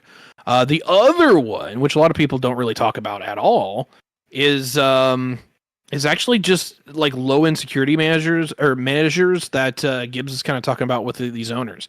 It's not just having a security guard on station. It's literally having everything locked behind basically a gated thing to where you have to have associates come and unlock it and say, hey, thank you. You know, if you want this particular product, like we got to come and release it for you. I know there's a number of stores in certain areas, particularly in California, because they are having this problem where it's no longer a major crime to just go, all right, well, anything that's basically over $50, we're putting behind a locked cage, and you'll have to have an associate come in and get you your goods. As a customer, of course, no one wants that shit, but it works. It works really, really fucking well because you got to go at those cages with bolt cutters. So it's kind of amazing how liberal Texas is compared to California when it comes down to theft. I mean, I really got to appreciate what their bar for a felony is, because you can steal up to between $2,500 and $30,000 worth of stuff. That's when you get a felony. Anything below $2,500, you're not getting a felony. Whereas in California, $950 is getting you locked up full felony. So you got to appreciate liberal Texas. Yeah, but there's one. That's a good point. That's a good point. You know about the felony level. But here's the big difference: is the enforcement.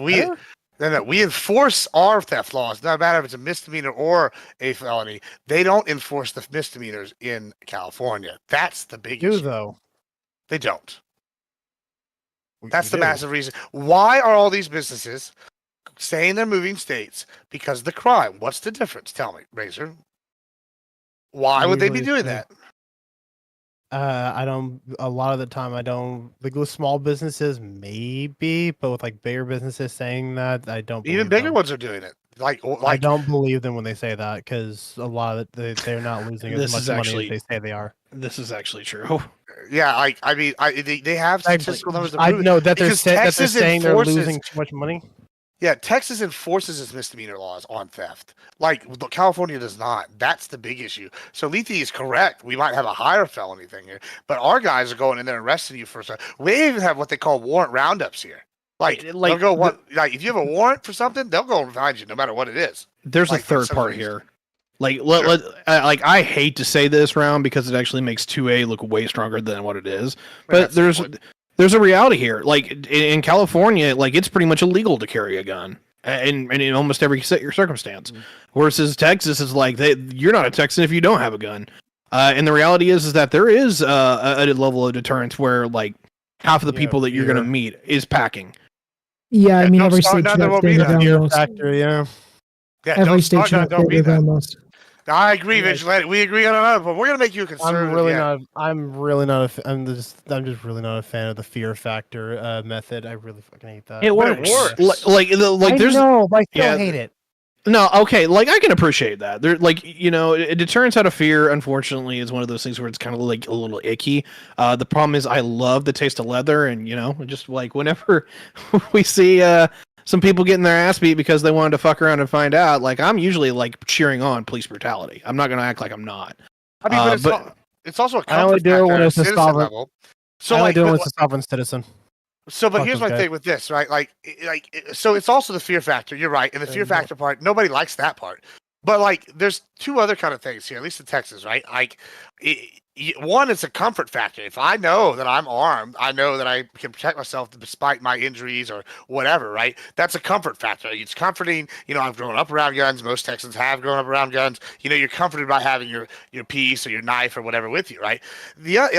So not always just a fear thing. The other thing is it's also the serious and the severity factor. Is that you weren't going to do something because you know that any situation could be a life or death situation over something small. So that's not necessarily a fear factor in that regard, because the fear of death is a factor, but it's also the severity factor. It's like, do you want to cause this big of a problem, and endanger you, yourself, and possibly others? And the answer is no. People don't want to do that. And then you also have the cops enforcing our misdemeanors, and that's another thing. So I don't think it's fair. Good try though, Lethe, trying to give us that liberal Cali spin, but 2A saves the day. I got pissed in Lethe Cheerios a little bit. Not one bit, honestly. You can get up to a year for a misdemeanor in California. They will pick you up. It happens more often than you'd like to think. But yeah. Yeah. It's just not talked about as much. But there's that whole thing with the whole thing with like the guns being around at all costs in Texas. God. Like I'm not disagreeing that it quote unquote works. I just fucking hate the idea. It gives you the ick, right? Like, I legitimately hate the idea of having a populace living in constant fear. I hate that shit. Oh, okay. There's okay. I kind of understand that to a point. There is a level where I'm actually on the opposite side, and this is actually where me and Gibbs get into it a little bit, where it's like, I want people to be scared of their government. I want people to be like, hey, if I'm not like, obeying the straight and narrow and, trying to like be, a decent example of like what a good human would be, like, okay, I'm going to get my ass kicked. So fear of the government, I understand that bit, but I'm talking fear of your fellow man, like a chance that another citizen is going to pop you. Oh, dude, how do you not have that? Okay. Let me separate this out. The fear I'm talking about. Yeah, let me separate this out because there's a level where I kind of get it, and there's levels where I kind of don't. There's a level where, like, I know this is a little bit of an irrational fear, but I do acknowledge that I can literally walk out into the ether tomorrow of just my general life, and if somebody decides they don't like me, they can just reach in their pocket, pull out a firearm, and blast me, and there's not a fucking thing I can do about it, right? Like, I get that. There's a level where that's a little uncomfortable. There's also levels where it's just like, if that person that you pulled in front of you decides they just want to road rage, they can pretty much ram their car into yours, and there's not fuck all you can do about it. Like, I get those levels of fear, even though they're a little irrational because it doesn't happen very often, right? But on the other side of that is that I acknowledge that everyone out there, largely, even if they're a scrawny little 5-foot thing that weighs 110 pounds, is that people can fuck me up, right? And people can probably fuck you up if they decide to. So, like, there is a level where I think the fear is so actually Paul could fuck you up. Yeah, 100%. Like, there's just levels where, like, a lot, like, I mean, there's. I'm gonna do the whole, like, not Mimi version of this conversation. I understand that, like, there's some people whose ass I could kick and I could kick hard, but that's not what I'm getting at. Like, it doesn't take a lot before somebody decides they want to up the ante and drop out a knife or drop out a firearm. I'm not combat trained, to where it's one of those, like, oh, hey, I'm in a serious risk of having something bad happen to me. That's not hard for people to escalate in this country. And unfortunately, because of the severity in which we treat each other, a lot of people want to escalate pretty fucking quick. I don't have a problem with people being afraid of each other. In fact, I think it works to a large degree, and, like, people keeping each other kind of honest. But there is a level where we need to love each other too. It's like acknowledging that people are capable of greater goods, but also greater evils. I don't have a problem with that in a balance. I just wanted to respond to what it is that we're responding to, right? This day of violence thing, because, like, while I take vigilantes joking on the matter, like, for what it is, at the same time, like, let's be clear as to what it is that we're talking about, because we have punishments for crimes now. The difference is that in a purge type situation, you don't have to prove anything. That's the difference, right? This is what I think, like, I'm glad Ty brought up suspending habeas corpus, because we're talking about not having to bother with the proof of things. So these motorcycle gangs that go around and beating people up, yeah, he's kind of right, except for the fact that these motorcycle gangs don't have any rigorous methodology for proving guilt or innocence. So really, they're just beating up people that they don't like and then saying that they're diddlers, right? That's the difference between a rule of law and suspending the rule of law. Mm-hmm. Yeah, I mean, I also, it's interesting. This is something interesting. I've just been found. I don't know, y'all feel want to take this, but I got a source here someone just gave me. But basically, it says that 30% of crime committed or theft in New York City is due to 300 people. That's from the New York Times. Here's the link. Now, if that's true, then imagine if some of these business owners had the guns just to cap those guys that came in. You take out, if there's 300 people committing 30% of all the thefts in a city, a couple deaths, or maybe more enforcement by the cops than those 300 people, is going to lower the crime by a significant percentage each time one of those people's taken off the street. Isn't that insane that we're allowing that? And, like, that's where kind of Trump is going with this purge idea, because it's like, okay, if 300 people are, and I know it's hyperbole, and it's really, like, we've all thought at one point, like, if you're like a law and order person, you're like, hey, let him go. Like, and this is what we'll get back to this in a second, because this is where me and Ty disagree. But, like, I can understand the sympathy of wanting to take out these 300 people, right? I can understand that. I can be like, yeah, it'd be nice if we could round them up, and then do something with them, right? Like you get with the cops, right? That sounds great. However, unlike Tiberius, I want the government to have a healthy fear of its people. And so, like, I don't trust. If we're gonna do a purge, everybody needs it. Otherwise, we definitely don't want this shit because we don't want to give the night of the long knives to the police. That's a bad idea.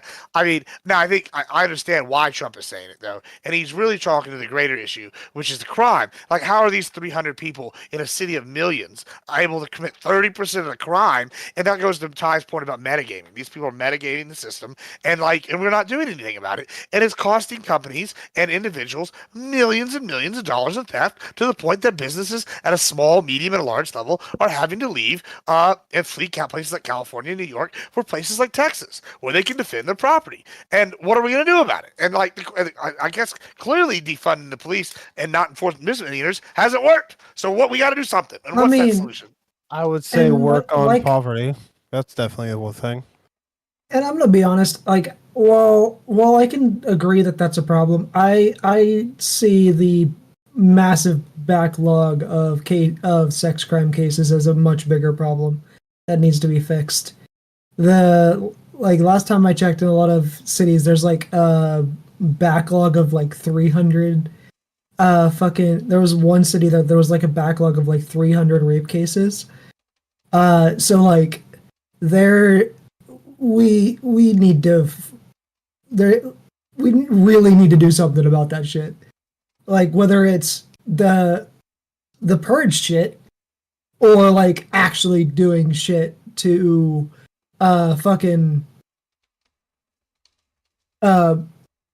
help the fucking forensics teams get more people and get better funding to be able to fucking process this shit faster, because the fact that they're backed up as far as they are is fucking ridiculous, and they should not be backed up as far as they are, because like rape case, honestly, on the priority of crimes, solving rape cases is significantly more important to me than solving fucking thefts. And you can't solve a rape case without fucking processing the rape kits.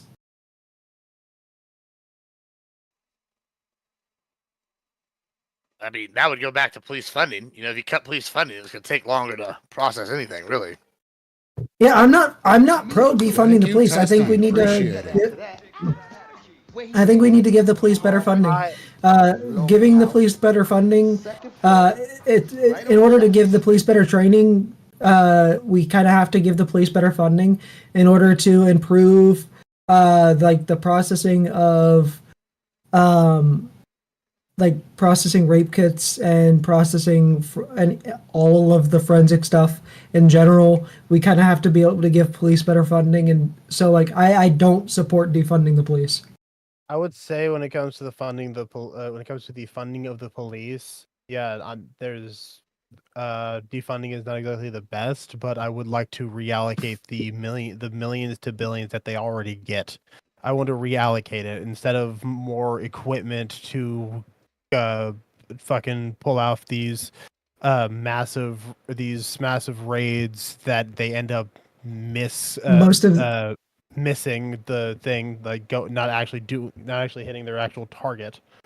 Actually put the money. Most of the equipment that you're talking about isn't stuff that they buy. It's stuff that was donated to them from the military. It's old military equipment, similarly to what we're donating to. They are still using a lot of their funds for shit like that as well. No, I've talked to Samantha about this, and I've also looked into it, because when she told me about this, I didn't believe her either. A lot of the stuff is given to them for free. A lot of the Humvees, a lot of the like AR-15s and stuff like that. A lot of that's not AR-15s, but M4s and stuff like that is decommissioned military stuff that is given to them for free from the military, and then just like what we're giving to and shipping over to Ukraine. A lot of the billions of dollars in funding, a majority of that, outside of what goes to like their training, like their normal day-to-day operations, a majority of that goes to lawsuits. Yeah, yep. There, yeah. Then, yeah. Better train them, making better training and reallocating those funds to reallocating those funds. Yes, to still helping with the rape kits that you're talking about, processing things. That would be amazing. These lawsuits that are happening are because they're not they're people aren't trained enough, or they're bad people who got through the training and fucked everything over and kind of are basically breaking rules, and then they have to use so much money for Like, I could goddamn my brain fucking shit. fried. What about like Think bad? about What about here. catch and release policies? Like, so those 300, yeah, in that same article, we scroll down, were caught 6,000 times and still roamed free. What about these terrible liberal leftist catch and release policies that are allowing these degenerates to run free and metagame the system with crime? What are we? Why do we have those policies? Like, can we get rid of those? I would want no. I would want So business owners I would suffer. want the no. I would want this catch and release policy to be more of a catch, sign up and release, like actually get them into help people get these type of people who are stealing. Like, what the fuck is wrong with you? Why are you stealing? Here's a program that might be able to help you might be able to help you so you don't have to steal anymore. Stuff like that. Like what? You need a job? Here, you're the program. Get you in there. You catch them, sign them up for a program What if that can doesn't help work? them and release. I don't know, because haven't done it yet. I don't like the idea of. I don't like the idea of. I don't like the idea of holding people for petty crimes like that. Prison isn't rehabilitation. Gibbs. Yeah, it's not rehabilitation, but you can go to college. I want and stuff, can't you? rehabilitation. Right. Yeah. Cool. Listen. So if these 300 people clearly have been metagaming the system, what if you can't rehabilitate them? Because clearly you can't rehabilitate them. And you know what's? You know how you stop? No, you can. Well, hold on. Here's my thing. Even if you can rehabilitate some of these people, and let's go crazy. Let's say they rehabilitate. I don't know. 60, no, let's go 50%. Nice round number. So 150 of these people go for it. That's still 5%. What is it? 15% of the crime committed by 150 people. That's going to be committed by these group of people, right? Just by the measure. In fact, it would probably go up because there's going to be a higher percentage ratio. Because in theory, maybe these rehabilitated people never go again. So you're still going to have these people mitigating the system, right? Here's the problem, right? Who's going to suffer from that is the small and mom and pop people who are getting robbed from even the big franchisees, the big stores. You create food deserts. I guess you like food deserts. I guess you don't want businesses to be invested in these areas of crime. So you want more poverty. So why do you hate poverty-stricken people? Because if you're not willing to repeal these policies, what are you going to do for all these businesses and business owners that leave? And what are you going to do for the residents that are no longer served by these businesses? I am for a strike system, like obviously. See, I love how you keep going back to the stealing when I've brought up our issue with not being able to process rape kits and stuff, which is significantly more important. But you just keep going back. I don't have a problem with that. I don't think it is. I think they're both very important. I think that I think everybody's basically focused on themselves, right? If you're I want the poverty-stricken areas taken care of. Yes, I think like the rape kits are important, but I already said earlier, you only get those processed faster by more funding for police. I know you agree that you don't agree with defunding them, but other people do. And then this goes back to my point on the other thing is you wouldn't even need to fund the police more in some respects if we didn't have catch and release policies where these people are just going free and committing all the crime. It's pretty simple and straightforward because guess what? You could use some of the funding that was going towards having to recatch these criminals for other shit. So they're not mutually exclusive, Vigilante. I agree with both things. You can walk and chew bubblegum. Again, the rehabilitation type of issues is what I want more funding to go towards, alongside just things that can help people get people out of poverty. Because again, most of the time when it comes to theft is because of poverty. They are stealing because they're poor. That not all of them, obviously. There's of course people out there who are just stealing because they want to steal. I'm not gonna say that they're not out there, but getting some kind of programs out there and helping the police to training the police to better give these plans, these possibly federally funded agencies or fuck, I always lose words. Fuck. Programs in get them into these things to help them. Now, will there of course be repeat offenders even after possibly helping them? Yes, which is why I say strike system. First strike, we get you into the program, see how much we can help you with. If you still want to be stealing, here's the second strike. Now we're gonna hold you and keep you under surveillance and make sure that you're going to these programs. Third strike, okay, into jail you go. That I would be cool with that. So what about the business owners in the meantime? Like, I mean, are we just telling them to get fucked? What about these communities that are being I'm good with money going to compensation. Who's gonna pay that? I'm cool with taxpayers. You let the taxpayers to compensate the business owners for the crimes that are being committed by the repeat offenders. Mm-hmm. Then a lot more things end up becoming. Congratulations, you broke my brain. I literally heard your brain fire off error 404 on that one. I don't even know how to respond to that. I just yeah. It would end up. It could end up. Call that a crime subsidy, right? Would be subsidizing crime. Oh God. The smart business owners will rob themselves, right, so that they can That's true. Make money on both ends. Well, obviously, it would be. I think I'm giving Gibbs an idea. Like insurance. Obviously, it would work like insurance, like insurance.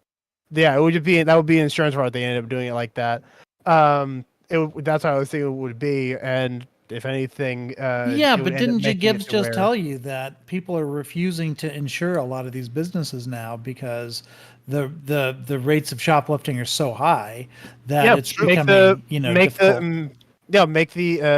Make the insurer be Big Daddy government. You fuck with them. Fuck. You get hit hard. I didn't think I'd be sick tonight, but I might be sick after hearing that. Like, it can end up being a lot more of a deterrent, because then even the tiniest and pettiest thefts of crimes could end up becoming federal, because you're stealing from someone who's insured, business owners who's insured by the government. Interestingly, Ron DeSantis wants something like that for insurance companies. He wants to force them to insure houses in Florida. Because a lot of insurance companies are leaving the market now because they consider climate change to be too big of a risk in Florida. They're getting hit with storms after storms after storms, and now they're just not. Property insurance funded through property tax. Is that what we're doing? Like basically forcing, figuring out a way to. I'm not saying. Yeah, keep in mind, I'm not subsidize, saying. I don't know exactly the methodology that. Like I said, keep in mind, I'm not saying that we force like private insurance companies to insure things. I'm saying the government is there insuring these business owners from theft type of stuff. The government will come in, make sure that you're not doing any kind of fraud, because then that can end up being, it will raise any kind of what could be seen as like a misdemeanor into a full-on federal crime, no matter what the size is, because you're basically stealing from the government at that point if you steal from one of these federally insured. Miming a little bit on the fraud stuff, but even without fraud, you would still have a problem where you're basically that's sort what of artificially. What happened. You're absolutely right. Like, I don't know why you're saying it's a meme. Like, because what he's saying is that fraud is fraud, and so we should. But I was memeing in the sense that he's responding to the fact that this is not a unique problem. Like, fraud happens in many contexts, and that we should just, prosecute the fraudsters is what he's saying. Yeah. But what I'm saying is, even without the fraud, what you're doing is you're trying to make a problem go away by just like paying people like who are victimized by crime, so that the impact of that crime is felt by the community. But that's only going to make the crime go up. You understand that, right? Like, if the business owners don't feel like there's any stakes in stopping the crime, then they're not going to do as much to prevent shoplifting, right? Because the government's going to pay for it anyway. If anything, even without fraud, right? If the government pays for it every time somebody shoplifts, then don't I get increased sales by just letting it happen? Again, that wouldn't even be fraudulent. That would just be me keep in saying, mind, it's a very bare. I don't give a keep in shit. mind what we're currently saying right now is very bare bones. Obviously, I would want to make sure that we have bills in place that give clear caveats that make sure that these issues you're saying are covered. Like, because most laws end up having like so many fucking like subsections of subsections to describe these one-off to two-off maybe. I just think it'd be a lot more efficient to stop the crime. I would want to stop the crime too, like that again. But I'm just saying, that would be the thing I'm saying right now. Is safety net. Do you think that most people that are in poverty steal? Not most, but it does. Not most. But So how come can most of those reasoning. people follow the rules, but other people can't? What makes these other people special? Rock bottom. Oh, and, rock bottom. Can hold on, I got just the thing for you. I'm sure you've seen it before. I've debuted it several times. Here you go. Tell me more about the rock bottom. Violin. Yeah. What's his name? Whatever. That is his name, sir. Asshole. No, I'm Major saying asshole. that is a factor. Some people legitimately feel like they're not anywhere. They have no chance. So it's just like fucking may as well steal. Like at worst case scenario, I end up in jail. So I have a roof over my head and 3 square meals a day. That's what people end up thinking. Because they literally know where else to go. Yeah, so they're special. You are Very too. much. Yeah, you got it. Yeah. Yeah, you are too. Absolutely. I would have the exact Absolutely same chance for So you. Gibbs, this Sure, dude- I know you would. I'm not saying that you wouldn't, but I don't think anybody's special. Like, why am I like just because they're broke? Don't mean they can just break the rules willy nilly. Like we get mad at rich fuckers I when they didn't do say it. break. Well, we I get didn't mad, say we get break mad at the poor rules people. willy-nilly. I still get want mad to at be middle punished. class. Hey, look, actually, I'm gonna come in on this one. We don't punish rich people when they do stupid, retarded shit. Sure they Like, do. you know, we really don't that much. And then what? But you're bitching about Trump getting oh punished. my god. You've been All right, I was just gonna put this out. Like this is just the particular slide of our society of what we're doing. We don't punish rich people whenever they fuck up. We're now saying we're not gonna punish poor people when they fuck up. Let's just be real. We are moving towards an anti-punishment society. We don't believe in punishment no more. I feel like Yeah, rich people are the only ones who want- have to get punished, right? Like we always make examples of them. They pay these exorbitant fines. They could have like blue collar crime, or maybe they're locked up for life. Well, hold up a second. Question. Hold up a second. They're locked up for life, which Because is fine. Gibbs- Because they just- broke the law. hey, No, Gibbs, you but, like, posted a thing. You posted a thing about the snake burglar guy. He Yeah, got 54 felony. 7 months in jail, 12 years of mandatory supervision, which is pretty much probation, and is ordered to pay a restitution of $158,000. right. And this is So is he interesting. better Like, off you in know jail or making money to I- pay off all the crime? Well, that he's here's what's committed? interesting about this. Do you know how judgments work? Lethe, Okay. I hate you right now. Do you know how judgments work? Go ahead, explain.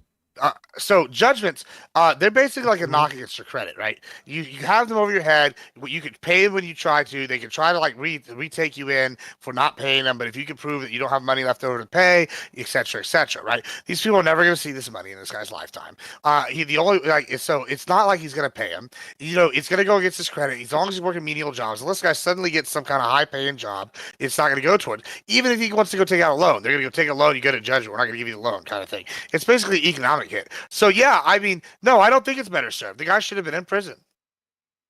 All right, Gibbs. If I said Super Bowl halftime show, were you there for that particular conversation? You talking about Janet Jackson? I don't know who you're talking about. Something I don't know. No, you wouldn't have been there because this would have tripped it off. So I had a particular thing that a lot of people around my neck of the woods have been saying since 2008, where it's really odd that a bunch of people who basically helped crash the United States economy didn't get punished. Most of them actually got golden parachutes, and it was like a lot of these folks were so pissed off about it. It's like, how did we not do very special things to them during the Super Bowl halftime show? Right? Like, we should have made this like a national show where it's like, not only do we hate you this much kind of thing, right? And that's where a lot of this, and I do share this, like, we don't really punish rich people if they fuck up. Some of them, you know, we will, but it's usually when rich people fuck over other rich people, that's when they get punished. But if they actually fuck over the middle class or poor people, for God's sakes, they are heroes. And now we're getting to the point where I think we're literally looking at it to Or if where they try to fuck over the government. that's a whole other conversation. Robin Hood, you know? Yeah, like we're getting to this weird situation where I'm actually seeing people just be like, "Hey, we can't punish poor people if they do something wrong because they're poor." It's a really weird thing that's been happening. Like, I don't know how to deal with it very much. I really don't. I mean, maybe this is my authoritarian take. I mean, they both should be punished. Like, it's one thing, like, if people are physically hurt, whatever, then, like, that's the thing, right? It's another thing, I think this is equally bad if you take their life savings. That's why Bernie Madoff is fucking in jail for the rest of his life. He's got, like, what, like, $1 million, like, how are they, I don't know what the charge is, but, like, it's like he's got 1,000 5-year sentences stacked, right? He's never getting out, like, sucks to suck. Now, we can talk about whether he deserves being Supermax or not, like, but sure, like maybe he doesn't deserve to be a supermax with violent criminals because he's not violent per se. But I think what he did was just as violent as someone that robbed 10 liquor stores, right? Like, I mean, it's probably more violent because he probably cost people more like more in the long run. Like, I'm not gonna argue that. In fact, I would argue, where we store these people doesn't really matter to me. You want to throw them in supermax? Fuck him. I don't give a shit. So but yeah, let's lock them up. But I think that. Well, So I mean, I'm not locking going to people buy up this. is perfectly free. It doesn't cost a damn thing to lock up a person. It doesn't cost a maybe taxpayer or anything. Maybe stop. Yeah, but it's cheaper than letting these people out to go destroy the economy. Gibbs, I don't think I've had this conversation. You know Hold on. what's God, cheaper? shut up for a minute. God damn it. All right, look.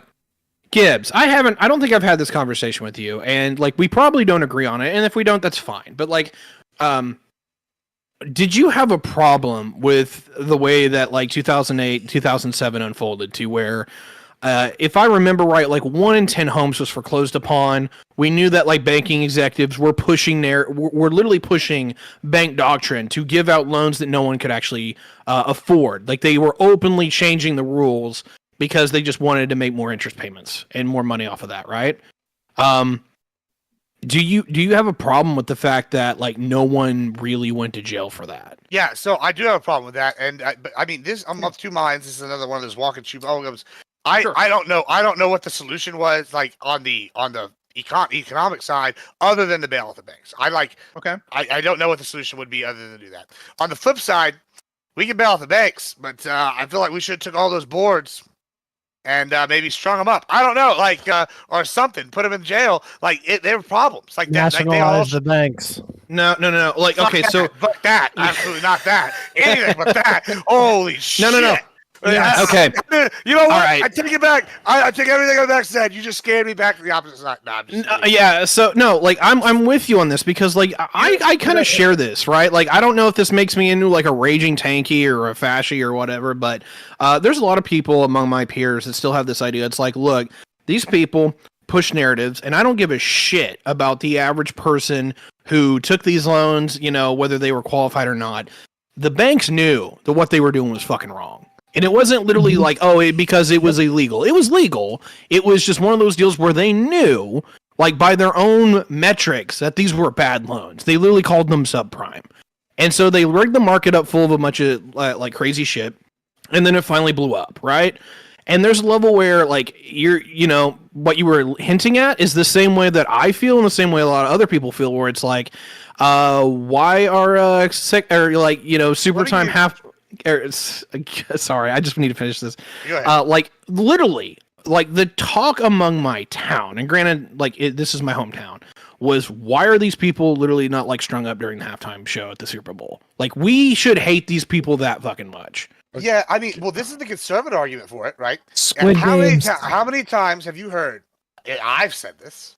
So, like, if I go down for anything, you can just quote me on this later.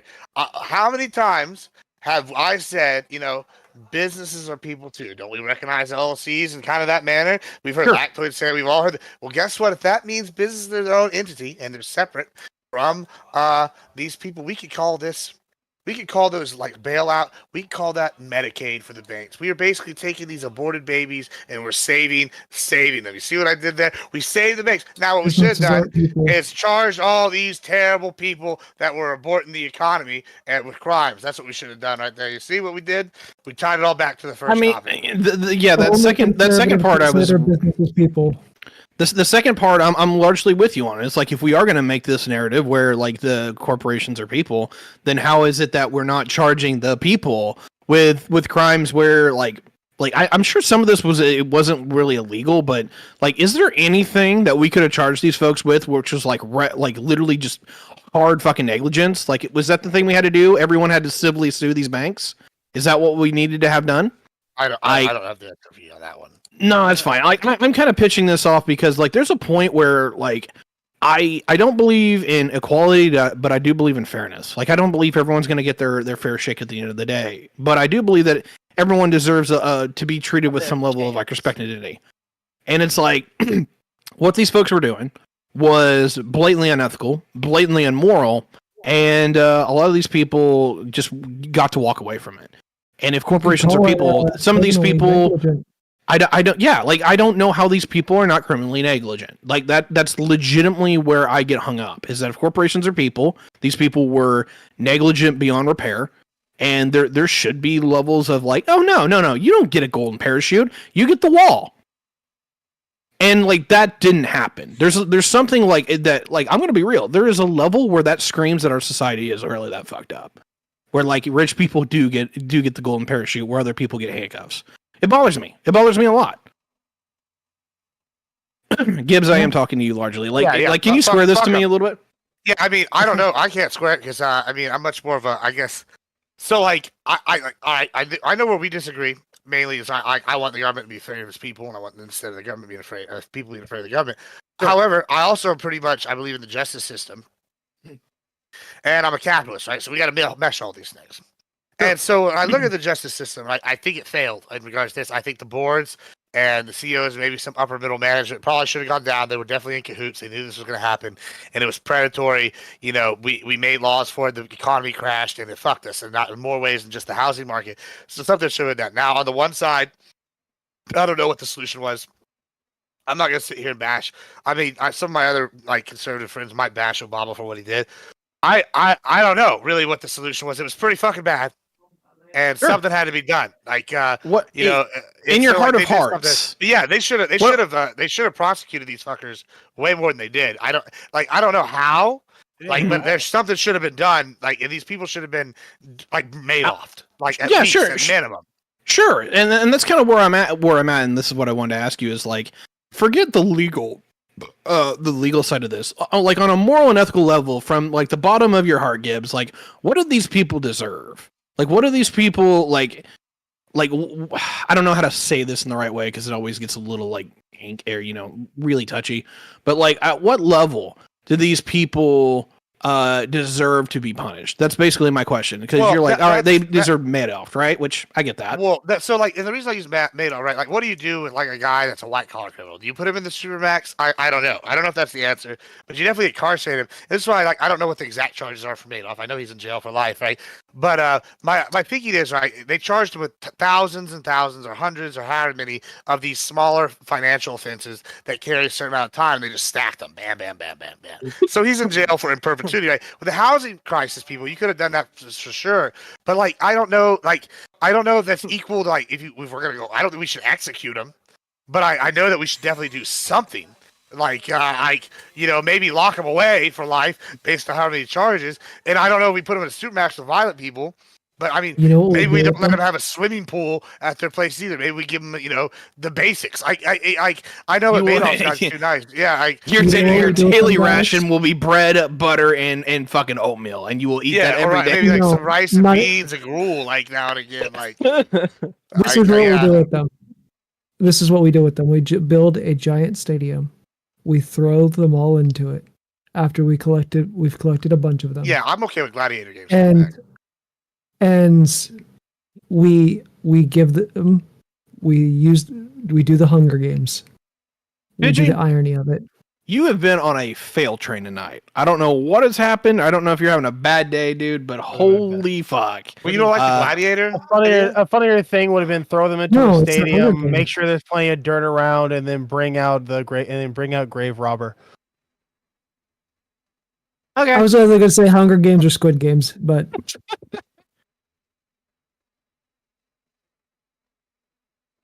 yeah, bottom line, just throw them in Gin Pop. Like, no Club Fed, no cushy prisons. Just enjoy Gin Pop. Yeah, I don't like the cushy prison thing. Yeah, I don't know, like Gin Pop, like men's security. But we don't need like Oh, No, good behavior. why do that when we can have the entertainment? And Listen, I'm with you on vigilante. I'm with you on the bringing back the Coliseums. I'm okay with that. Like, you sold. I'm sold. You know what the pay-per-view buys look like? I'm in. Let them be the obstacles for the monster trucks. In fact, tell me what company's starting it so I can go buy some stock. Like, I don't know if that's insider trading or not, but let's figure that out. Yeah, no. I don't see why every road leads to some sort of purge. So we're gonna go ahead and go to open at this point. Now, I actually have to go. I got like crazy shit happening behind me apparently. So y'all be good. Thanks for having me, Levy. Appreciate you, Gibbs. Thanks for coming on. Take care, Gibbs. Ooh-wee. So we didn't get to talk about the weed cafes. So what about the cannabis cafes? How do we feel about that? That sounds sick as fuck. Can you weed bars. Give me the prompt on that real quick. I know I read some stuff about it, but I can't remember like what the contentious part of that was. So Newsom basically allowed for California to allow eating, drinking, and smoking at Amsterdam-style cannabis cafes. Oh yeah, okay. Now I remember. Fucking based. Like literally. Hey, thank you. Okay, Gibbs. like literally, sports bar that you smoke at. Let's fucking go. Like literally, this is a business model set in heaven, right? Is that you get people high so they want to eat, and then you have the food there that you sell them. This is a fucking win. Let's go. Yes, Callie, they're weed bars. It's literally weed bars. They're weed bars, but even deeper, they are weed sports bars, and I fucking love the idea of it. Unless I misread that. So the American Cancer Society does not appreciate this move, and yeah, they can cry. No, it's based. It's based. Anybody that doesn't like it can fucking cry about it. It's a freedom.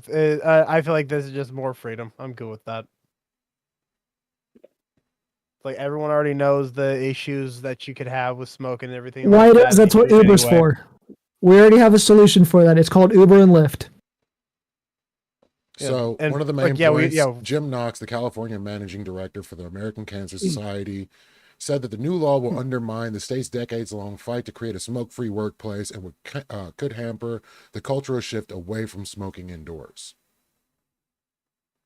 Oh, yeah, I kind of get that, but we do have hookah bars, right? Wait, we still have hookah bars. What was that last bit? So my general issue here is that, like, if we want to have like a conversation about like having certain places where you can smoke inside, like, you know, actually like having a smoking bar, I'm cool with that. You just need a sign on the place that says, hey, look, we are a smoking bar. Like, you know, you can get cancer from secondhand smoke. You know, come in at your own risk, basically. I'm cool as fuck with exactly. That means we're bringing back the original smoking areas. Like McDonald's used to have straight up like a cigarette smoking areas. Yes, they everywhere did. And like this is where I'm like, I'm glad smoking sections are gone because I fucking hate the smell. It gets into everything. You can't clean it up. Sorry about the ice. 1 second. Okay. Yeah, I don't want smoking sections. What I want is smoking buildings. Is that in this building we allow smoking? If you don't like it, cool. Get fucked. Go somewhere else. We don't cater to you. We are specifically catering to this audience or to this clientele. I have no problem with that. What I have a problem with is that smoking, we know, is highly carcinogenic. Even smoking weed, thankfully, most people don't smoke nearly the same amount as they do tobacco. But it still has carcinogenic effects too. Vaping has some issues. There's usually some level of heavy metals here. And look, I acknowledge it.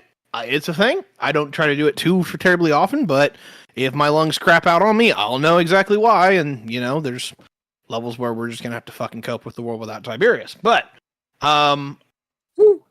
isn't there already such things as cigar bars in literally every single state? The only thing that's changing right now is if it is, I haven't seen one. But granted, there's a level where there's at least 2 or 3 cigar bars in downtown Indy. I believe that. I'm just not up in Indy very often. We also have hookah bars and stuff around here in Cincy too. So like I mean, what's the difference? I don't think there is much of one. I just didn't realize this was a thing. Like, I've noticed hookah bars are still a thing, but I didn't know they actually still had smoke shops or smoking bars. Well, the difference is cancer. Right. So the reason you can't smoke indoors is because the evidence of secondhand smoke, being able to give lung diseases and cancer and things like that to other people. So if that's not the case with hookah, then But you could smoke cigars at cigar bars though. Explain smoking cigars at cigar bars if that's the case. Like, there's obviously certain I think you can smoke. I think you can even smoke cigarettes in certain designated places that are meant for that, right? You just can't smoke in a common area where the general. No, I'm talking about the entire. But if you've got a room that's the entire that bar. would be a bar, right? That would be a bar for smokers, right? That would be a bar for people who. Like, it's understood when you go in that this is not the general public that's going to be in here. Yeah. It's going to, it's only going to be people who smoke.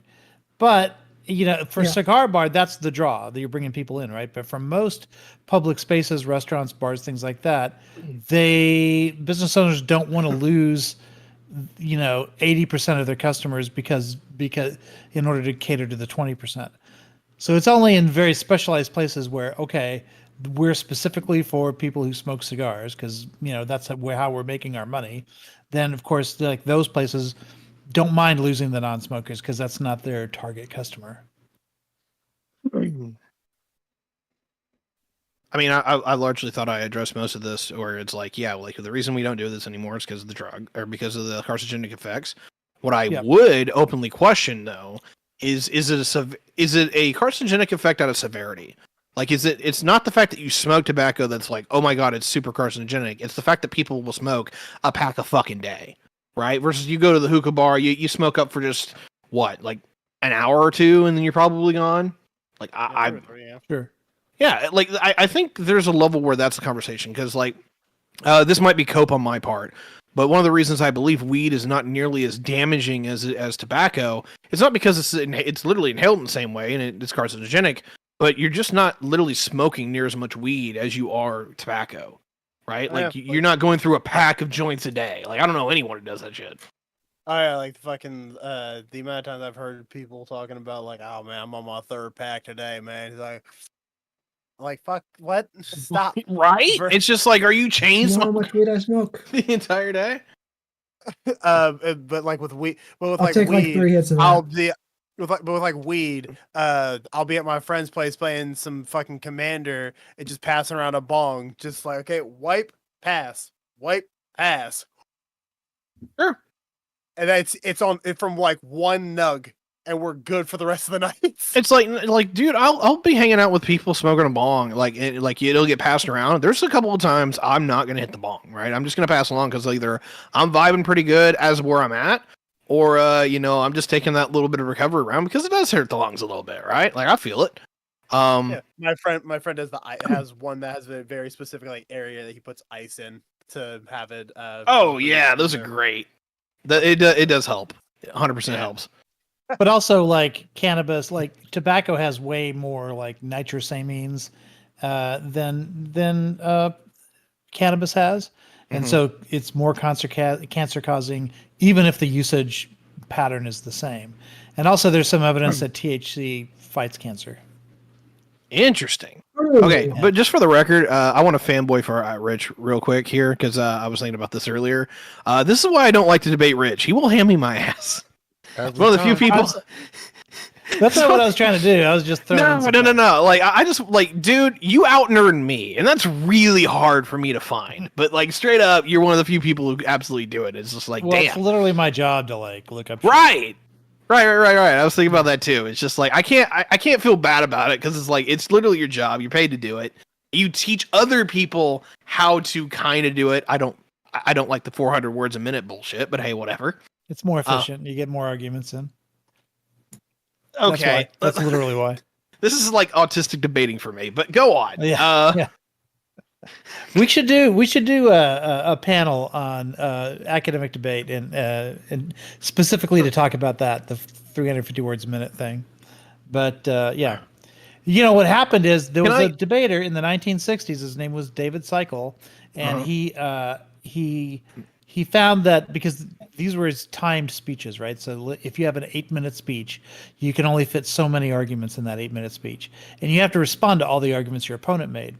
So one of the ways in which you could win a debate, he found out, was that if he talked a little bit faster, he could fit more arguments in, and then that's kicked off an arms race of who could go faster.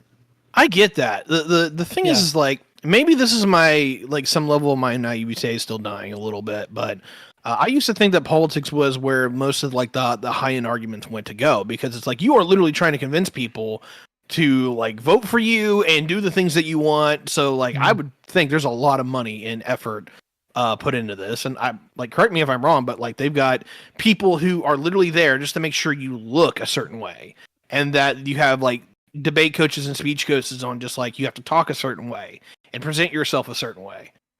Yeah, I don't spend a lot of time. Well, it all depends on what kind of debate you're doing. Sure. Like if you're doing student congress, then the way you look matters a little bit more. If you're doing policy debate, it's literally just logic games. Nobody cares how you look. It just depends on like the style of debate that you're doing. But yeah, there are times when like mock trial is probably the one where people are dressed the best, because it's like a court, so you have to wear like a full suit and tie and all of that. So it just really depends on the event. I want to autistically ask why people go to court in like suits and ties and shit.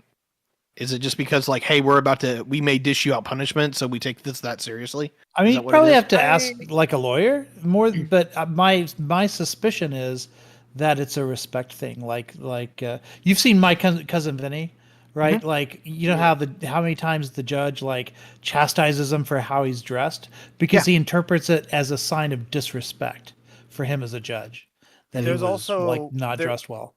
There are people also who speculate that it is a way to be very in a form of manipulation in a way towards the juries, especially, or the judge, especially in criminal trials when you're telling the story. So that makes sense for the defendant, but you'll see people on the jury and they're like very well dressed, and that's where I'm just like, that's the respect part, I would feel. Yeah, and that's where like there's a part of me that is just like, for that. Like I will totally come in jeans and a t-shirt to be if I'm on a jury. Like sure. Like you're asking me to do you don't have to impress anybody. Yeah, 100%. Like there's levels where you're not even on any camera. Right. And like I there's so many questions I autistically want to answer, because like I just like to understand the world that I live in, because I know people do a lot of shit traditionally out of stuff, but they don't like explain the tradition of why do I do this. I have so many questions about like the court and why certain things happen. And this is a great example of this. Is just a lot of people dress up for court, and there's a level where like I can understand some arguments that I can put forward, but I don't actually have the answers. Is it literally just, hey, this is important and we're trying to show how important it is because we're like going to give our best presentations ourselves, which by the way, I fucking hate suits and ties. I think it's actually me too. Yeah, I actually burned my last suit. And I'm good. I hate you the burned your last suit. It's a long story, but yeah, I underwent a lifestyle change and took a vow of poverty and did a bunch of other stuff, and that involved burning my suit. You took a vow of poverty? Technically it's a vow of simplicity, but it just means that I don't live on more than I need to. Yeah, I would say like I personally really like suits. It feels nice. It's a Jesuit thing. I just hate ties. Like I as long as I can wear a suit with no tie, just like have a polo, the shirt open like this, like everything like that. I have it open with the blazer and everything. I don't think it's healthy. Ties are not healthy. They cut off the blood flow to your brain, literally. Like you shouldn't do it. Wait. Most people have the ties like all the way up there. Is it just there? Yeah. Yeah. Well, what the fuck? I mean, I suppose you could make sure that it's really, really loose, but yeah, I just would rather not. When I wear them super loose. I can hate wearing that shit. I'll wear a tie. I'll wear a tie just to do the sexy pull down thing. Yeah, that does look cool. Yeah. I mean, that's one way to handle things. Like ultimately, I would only wear a suit or anything on that order if I'm getting paid or I'm getting sentenced. So that's kind of how that works out. I'd rather. Well, not we just got a new debate be topic in. uncomfortable. What's the new debate topic? It's the November-December debate topic. It's resolve the United States ought to adopt a wealth tax. I like that. I wish kids were still around for that. Absolutely. Yeah. I would say yes. Just of course not to get into the nitty gritty of it, obviously, but. Go in the spirit of sharing weird and wacky things. I don't know if this is still a problem because it's been a year now. But apparently the Miami Sea Aquarium forgot to like actually get rid of all the dolphins out of the tank, and there's one that was floating around in there all by himself. And I saw a little story on it, and I just wanted to share with everyone that I didn't have wanting to organize a dolphin heist on my bingo card for the year. So I just wanted to share that because I'm weird. Free Willy! You mean this is hurricane related? No. Okay, so it says this video was taken Wednesday, September 20th, 2023, above the Miami Sea Aquarium. And they've just got, like, apparently this consistently was a problem to where the aquarium forgot to get the last dolphin from there. And it was swimming in there abandoned all by itself day after day. I hope somebody took care of that damn dolphin, but it's just one of those little stories that flashed up on like a short. And I'm like, okay, I didn't think organizing a dolphin heist was on my bingo card, but apparently that was something that actually made me care enough. So I just wanted to share it because it's one of those where it's like, holy shit, how did this happen? But also it pissed me off enough where I was like, I actually emotionally feel a certain way about that. So it was kind of interesting. If anyone needs like some sources, I will happily provide. I actually need to look out because I thought it was September 20th, 2024 is when the video was recorded. Where is this at? We're going to recreate Free Willy. Miami Sea Aquarium. That's basically what it is. Okay, I'm not driving all the way to Miami to recreate Free Willy. Sorry. Why not? Where did you think you were gonna have to go? This dolphin dive out of the pool. I don't think the drive would be the hardest part. For me, it's 15 hours to Miami. It's an abandoned aquarium. That's fine. I don't know. It's making me think RFK. So it doesn't sound like fun. No, that's brainworms. Well, no, it was a whale head on top of his roof. Oh. Oh, wait. I was thinking of the wrong Kennedy. Well, I mean, he had a bear at one point, then he had a whale carcass. Like, that dude's wacky. Yeah, talking about having the whale juices go over the thing when he stopped too fast. Yeah, I'm not vibing with it. Oh, yeah, check it out. You can look it up real quick. So, Rich, it's amazing that Trump wanted to be associated with that guy. I mean, he was kind of stealing his vote, so why wouldn't you? What? I don't know that he is, but I think people who are voting for Kennedy are people who didn't want to vote for the major two candidates in the first place. Yeah. So I don't think that endorsement really got him much. It really didn't. It really didn't.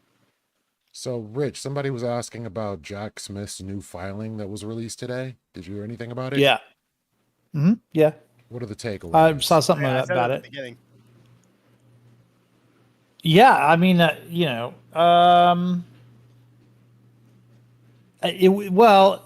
think a lot of people misunderstood, and they think that it was Trump himself who said that, and it wasn't. It was just like somebody in his, in his orbit. But still, it's an indication that the campaign, was guilty of something. And yeah, I mean, if you can get more Trumpers, I'm fine with it. Trump guilty of something? What? No, never. Yeah, I mean, basically, the fact that he was encouraging rioting. Is definitely.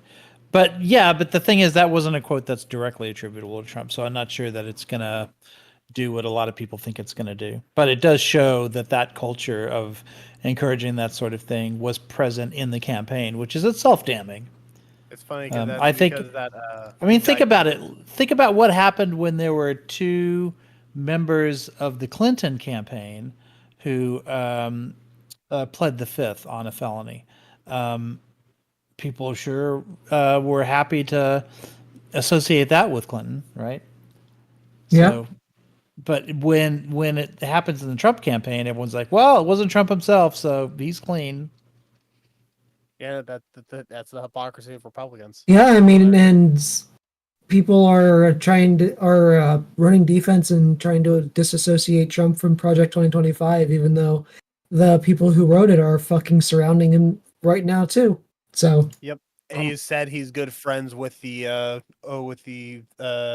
leader, the president of the Heritage Foundation, and one of the key writers of it.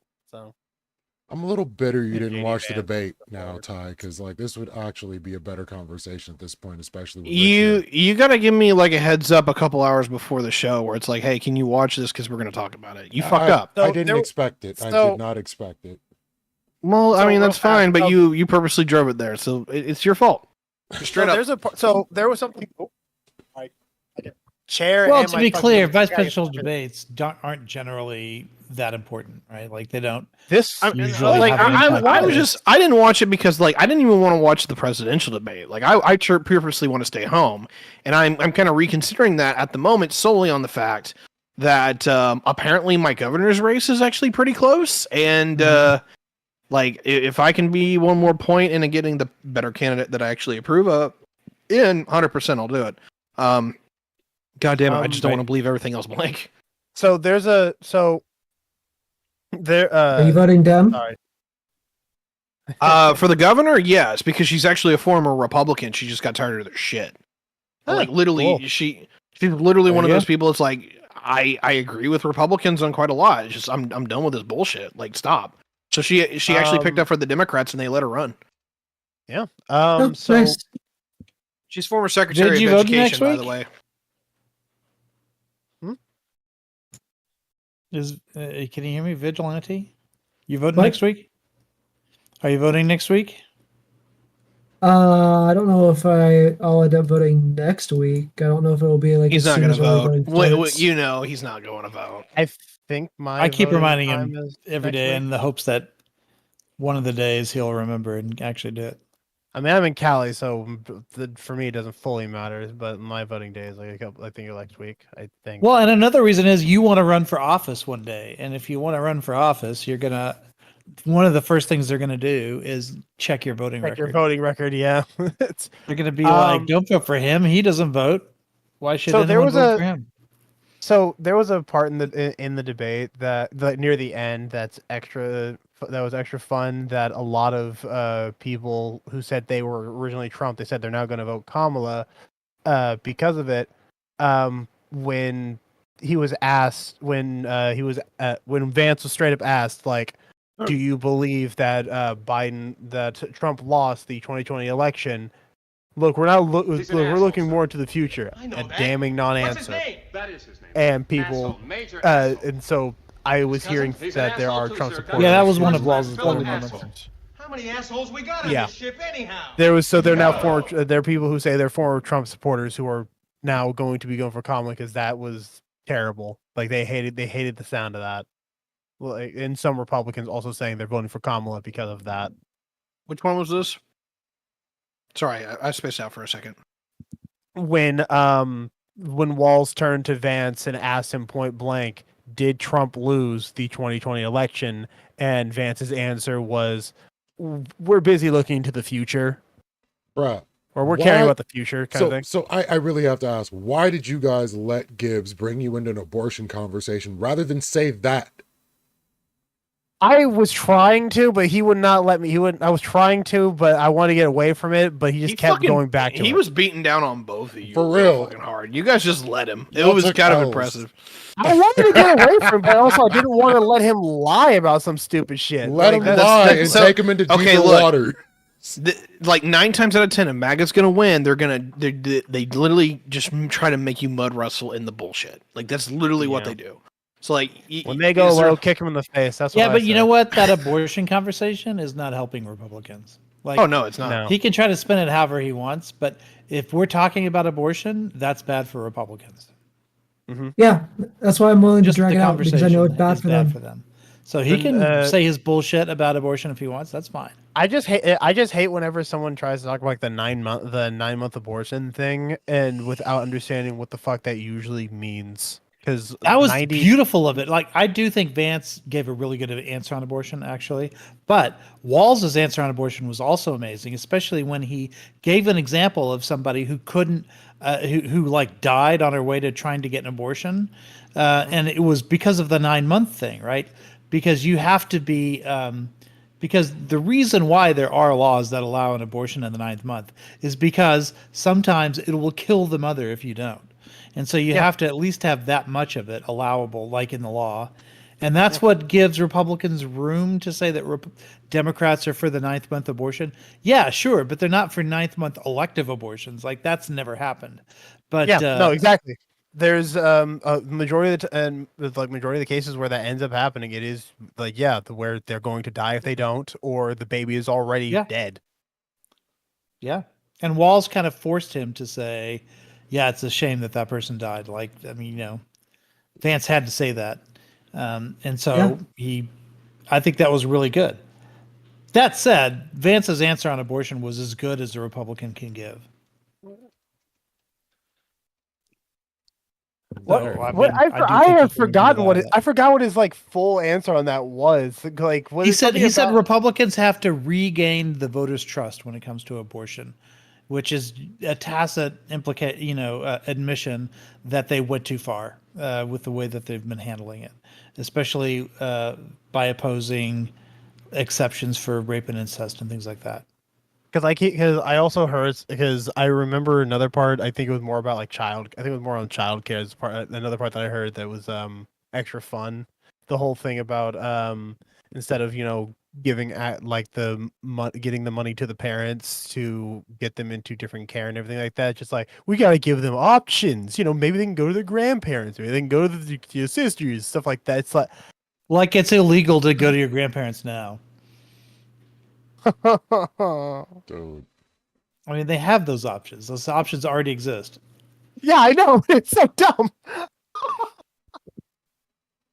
But yeah, I think the key takeaway was when Waltz brought up the election stuff and Vance literally couldn't answer, and he pointed out that he couldn't answer, and it was a damning lack of response. Non-answer. Yeah. That is a damning non-answer, he said. As he looked right like, "Do you hear this shit?" So that was probably the best part of the performance. So what go ahead. So yeah, there was one part of the debate that kind of was, that could be seen as bad for Walz, was that one misspeak he had about school shooters. Yeah, and it's like, God. I don't think the debate was really bad for Walz. I just think it was really good for Vance because it made him look normal. No, yeah, that's no, I get what you mean, because I saw the thing. He went from a -11 to a -3 in approval for Vance, but Walz went from, I think, among debate watchers, among debate watchers, but Walz went from I think like a 12 or a +12 to like a +36 or 34. So his again, well, I don't know what numbers you were looking at. I don't know what numbers you were looking at. But I might that's be from the CBS poll. I might be 1 or 2 points off. I've seen those exact numbers. Yeah, that's the CBS poll. Yeah. Yeah, both of their approval ratings went up about 10 points from what I saw. Yeah, at minimum 10 points. But, yeah, that's why I think this debate's a wash. Yeah, a lot of people would say that. And I'm fine with that, at least in the sense of like debate performances, but obviously in terms of substance and who's an actual person and not a goblin, not 3 goblins in a fucking human skin, Walz won. This might be an aside, but like either my internet is shitting out or X is completely failing right now, because I went to just check on a few things over there and I can't get the damn thing to load. Could be both. Oh, that happens on occasion. When does Twitter ever work? I've been busy liking and retweeting furry stuff. I don't care.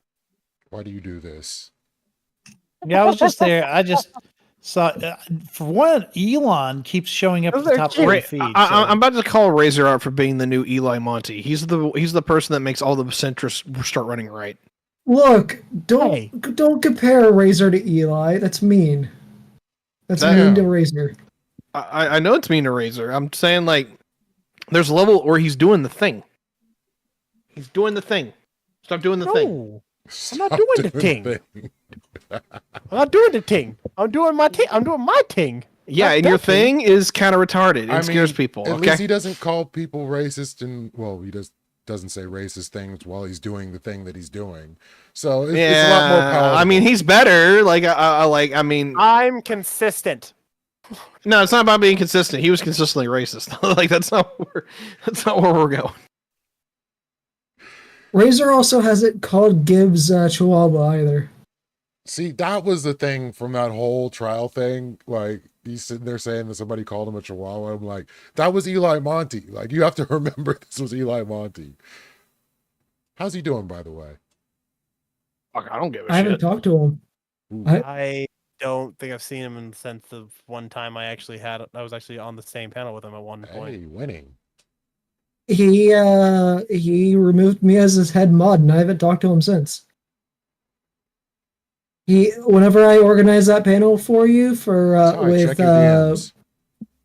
when I organized that panel for you with Speakeasy and Glenn and all that, and he was supposed to be on it, because he doesn't like Easy and he doesn't like red pillars like that.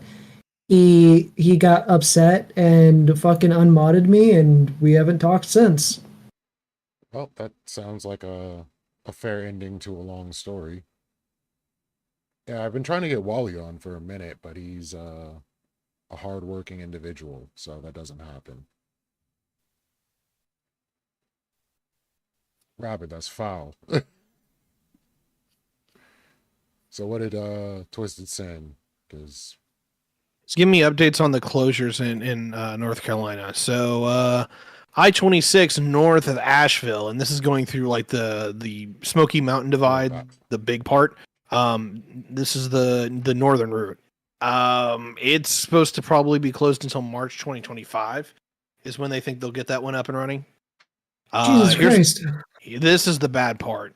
I-40 East going into Asheville. This is where it crosses the divide. It's probably going to be out until September of 25. Like, they're going to have to spend the next year rebuilding all this shit. Like, this is one of the biggest thoroughfares in all of the country. I-40 is massively used.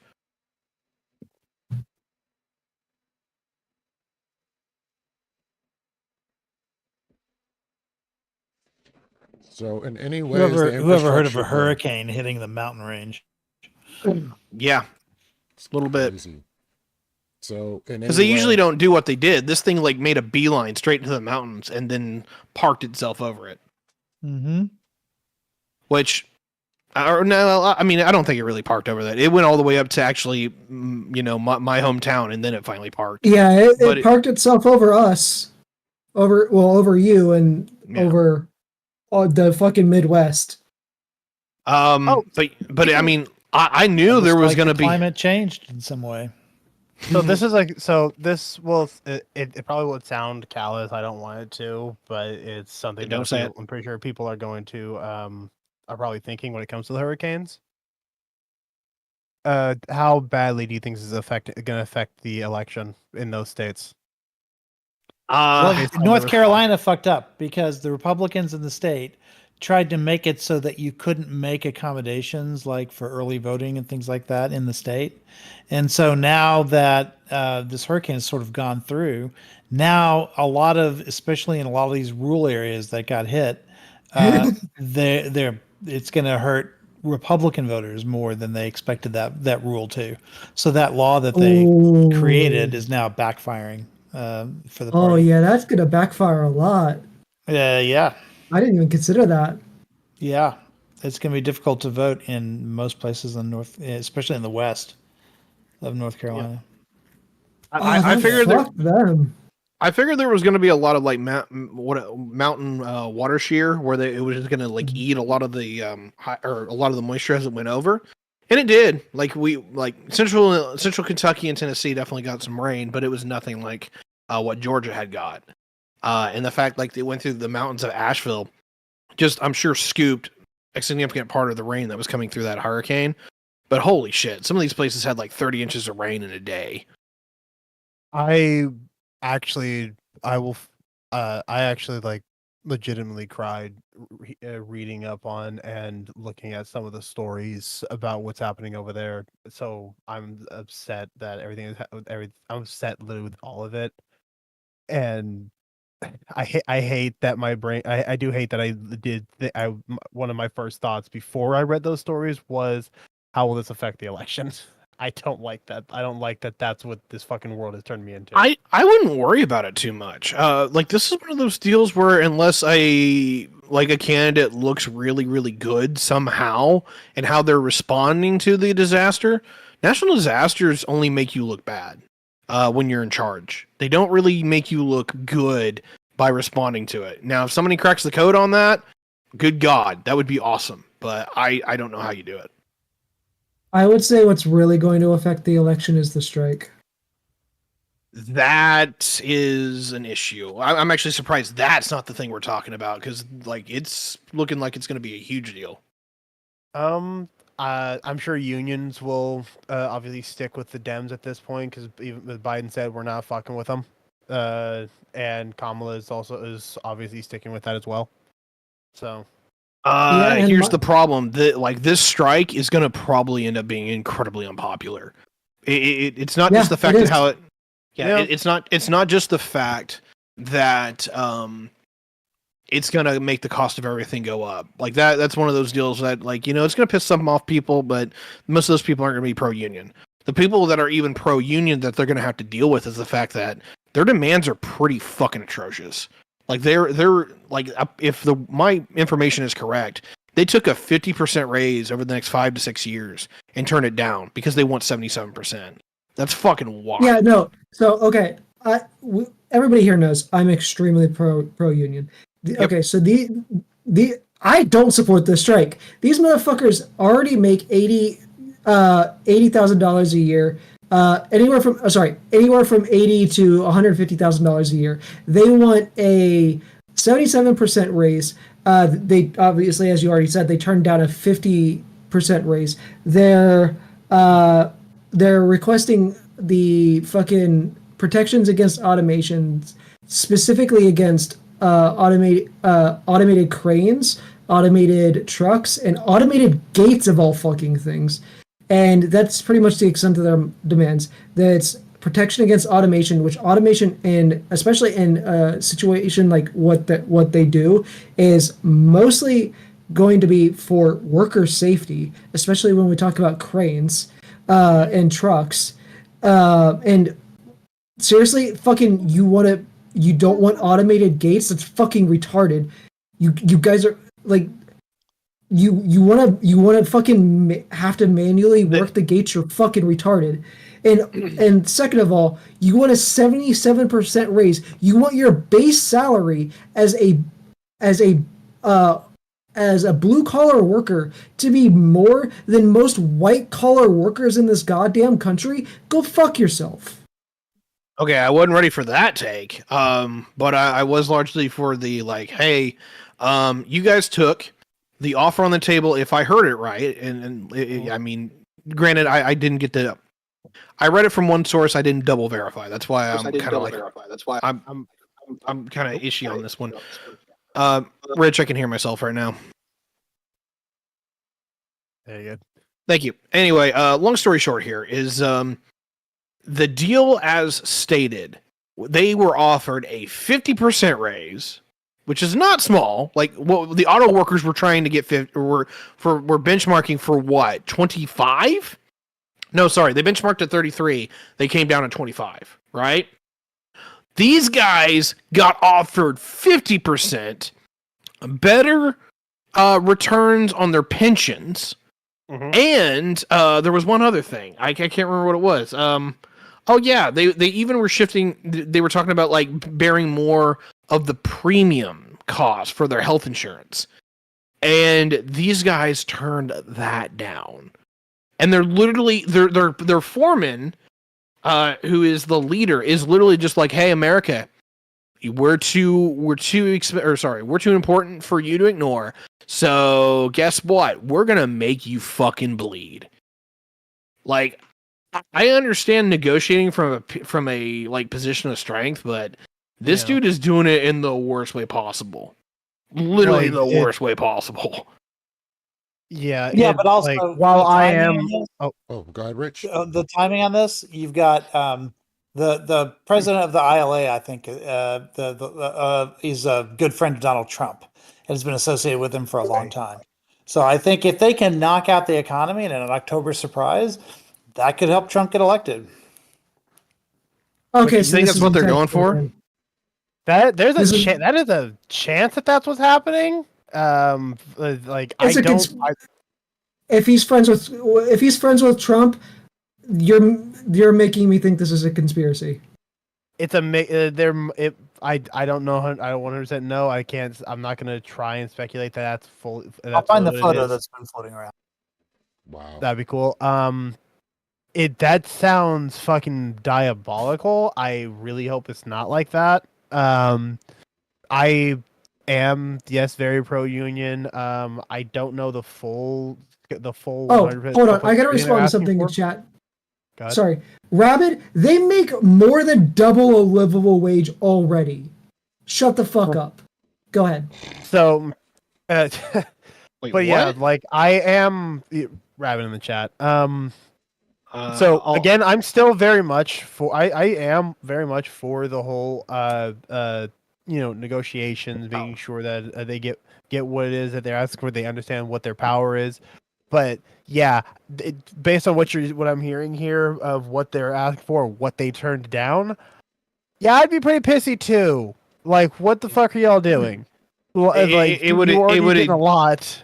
It would actually go to the narrative that this is a conspiracy. Like, if you literally take this deal down, you've got to either you're stupid or you've got another ulterior motive. Yeah, I think there is a very strong chance it is a conspiracy. I don't want to say it is, but it very much feels like it. Because fucking turning down what you guys said that they turned down, and they know how dangerous it could be for the economy if they didn't take that, and they were already getting paid really fucking well with good benefits. I mean, I'm cool if someone. I'm cool if someone wants to strike to say, "Hey, look, we deserve more." It seems like especially if they're friends with Trump, it seems like a conspiracy. Yeah. Well, I'm looking into this a little bit, but right now, sent the photos. I don't know if they're friends, because like looking in this photo, like this dude looks hella nervous meeting with Trump. Like, literally gives me Mitt Romney vibes meeting with Trump back in 2016 vibes. But this is political optics. I would need some citation to prove that they're friends. But I mean, even I'm kind of running away with it. It's like, yep, this is rigged, this is loaded, but it's like I have no proof of this. So, it's the context. It's context clues mixing together. That's a lot of where people piss me off a lot these days. Is like they'll happily throw people down the boat when they have like a couple of context clues, and I'm like, I need my receipts, because I think there's a lot of people we sell downriver because of context clues. I don't know. I would very much want the receipts as well, but like when I say that, I'm obviously meaning more like receipts. I would say. I was meaning more like the context clues connect where the receipts are slightly missing a few things. Like because you're not always gonna have every key detail and absolutely everything, no matter how much evidence you get of something. There's always gonna be small gaps that you got to fill in with the story. So the context clues that's how I work with context clues. So, like, Rich sent me the receipts, but I like this is actually what I was looking at, and like this is where I'm a little off put. The photo that this guy has put up on the Longshoremen's Association, like Trump's smiling, he's kind of looking like, maybe he's just socially awkward, but he doesn't seem to be very happy to be there. And then as far as praying for President Trump after the assassination attempt, this was the first one. I mean, there was a lot of people that were kind of shocked and taken back by it. So. Like, I don't I'm not gonna sell this down as friendliness as much as it is just in a general level where it's like, hey, like we might not even like you, but like somebody take a shot at you and we don't approve of that. Like I think there's two very distinct messages you can get out of that. Well, we got one of those messages. Yeah, I'm going to be very clear here. The reason why I don't support this, especially with how much they're asking for, is because if we want everybody in the economy to get their fair shake, paying the dock workers an obscene amount of money when they're already upper middle class workers at this point with the amount they make, it's going to inflate their wages to a point where it's going to be harder for everybody else to get their fair shake. God damn, I'm going to end up being more pro-labor than you on this one. I don't have a problem with people getting more. What I have a problem with is that, like, are your demands, like, completely unreasonable? Like, I don't know how difficult these jobs are. I don't know the general, like, situation of the job. I've never been a longshoreman, and I don't know any. But what I can say is that, at least from like some of the data points that I've looked on, these are people who work just in the same level of like train engineers. They work a lot for some fucking reason. My takeaway is this. I'm cool if we pay them because they are important. I'm cool if they want to ask for a little bit more. My general level is that there is not a fucking person in this country that thinks a 50% jump in wages is a reasonable take. And these motherfuckers just literally shot it down. Like, holy hell. Like, that's... I think my union only got like I think the 20% that they were I think the 20% that they were initially offered, I think was a reasonable offer. The 50% was way more than what should have been offered. I remember when the fact that they turned it down is fucking ridiculous. What they're asking for is fucking insane. So real quick question, because I keep seeing it, because I'm seeing people ask it in the chat, and I do want to address it a little bit. Sure. And it will be nice. It will be nice for me too. I'm trying to understand what the 50% means. They wanted a 50% wage increase in 5 or 6 years. What they are currently asking for is a 77% increase in their wages. They're asking to almost double their wages over the next 6 years. Okay. The 50% was the compromise. The 50% compromise was what was offered to them, and they turned it down. And this is the part where I'm like, this is wild. This is literally saying, on average, we're making $87,000 a year. And then you have been offered a raise over the next 5 years to go to. I'm just doing the math real quick. Yeah. So hold on. I guess people are having the minimum $130,000 is that there is on the table. It has been offered to you, and you said, "Nah, I want $147,000 instead." And it's just like. The minimum now is $80,000. The minimum now is $80,000 a year. Most of them are already making around $120,000 a year. That is true. Unfortunately, that's because a lot of them work 70-hour weeks. This is a community. Actually, it's 143,000 by the way, or 153,000 is what they're looking for. And it's just and it's like, hey, look, you guys are important. And I'm cool if you want to fight for a raise, but we were just having this conversation early this year where we had the auto union strike and they asked for 33 and people thought that was ridiculous. Y'all just walked away from 50. Holy fuck. I'm generally pro labor, but I literally want to tell these people get fucked. We will nationalize your union if this is the shit you're going to pull. I do have I want to take a shot. I want to take a shot at answering Umun's thing here. Still haven't demonstrated 77% raise is unreasonable. I do want to see if I can take a shot at that. Is there a chance that the reason why it's unreasonable is because the companies that own the companies that they're working for would end up losing profit. Is that the reasoning that people are thinking? No, it's like it's an unreasonability in standing, or at least for me. And this is why, like, if this was, I'll put it this way: if this was somebody who was like teachers, if they were saying we're making 40,000 and we want to make 80,000, I actually will totally support that because I think teachers are hella underpaid. But these are people who are making on average.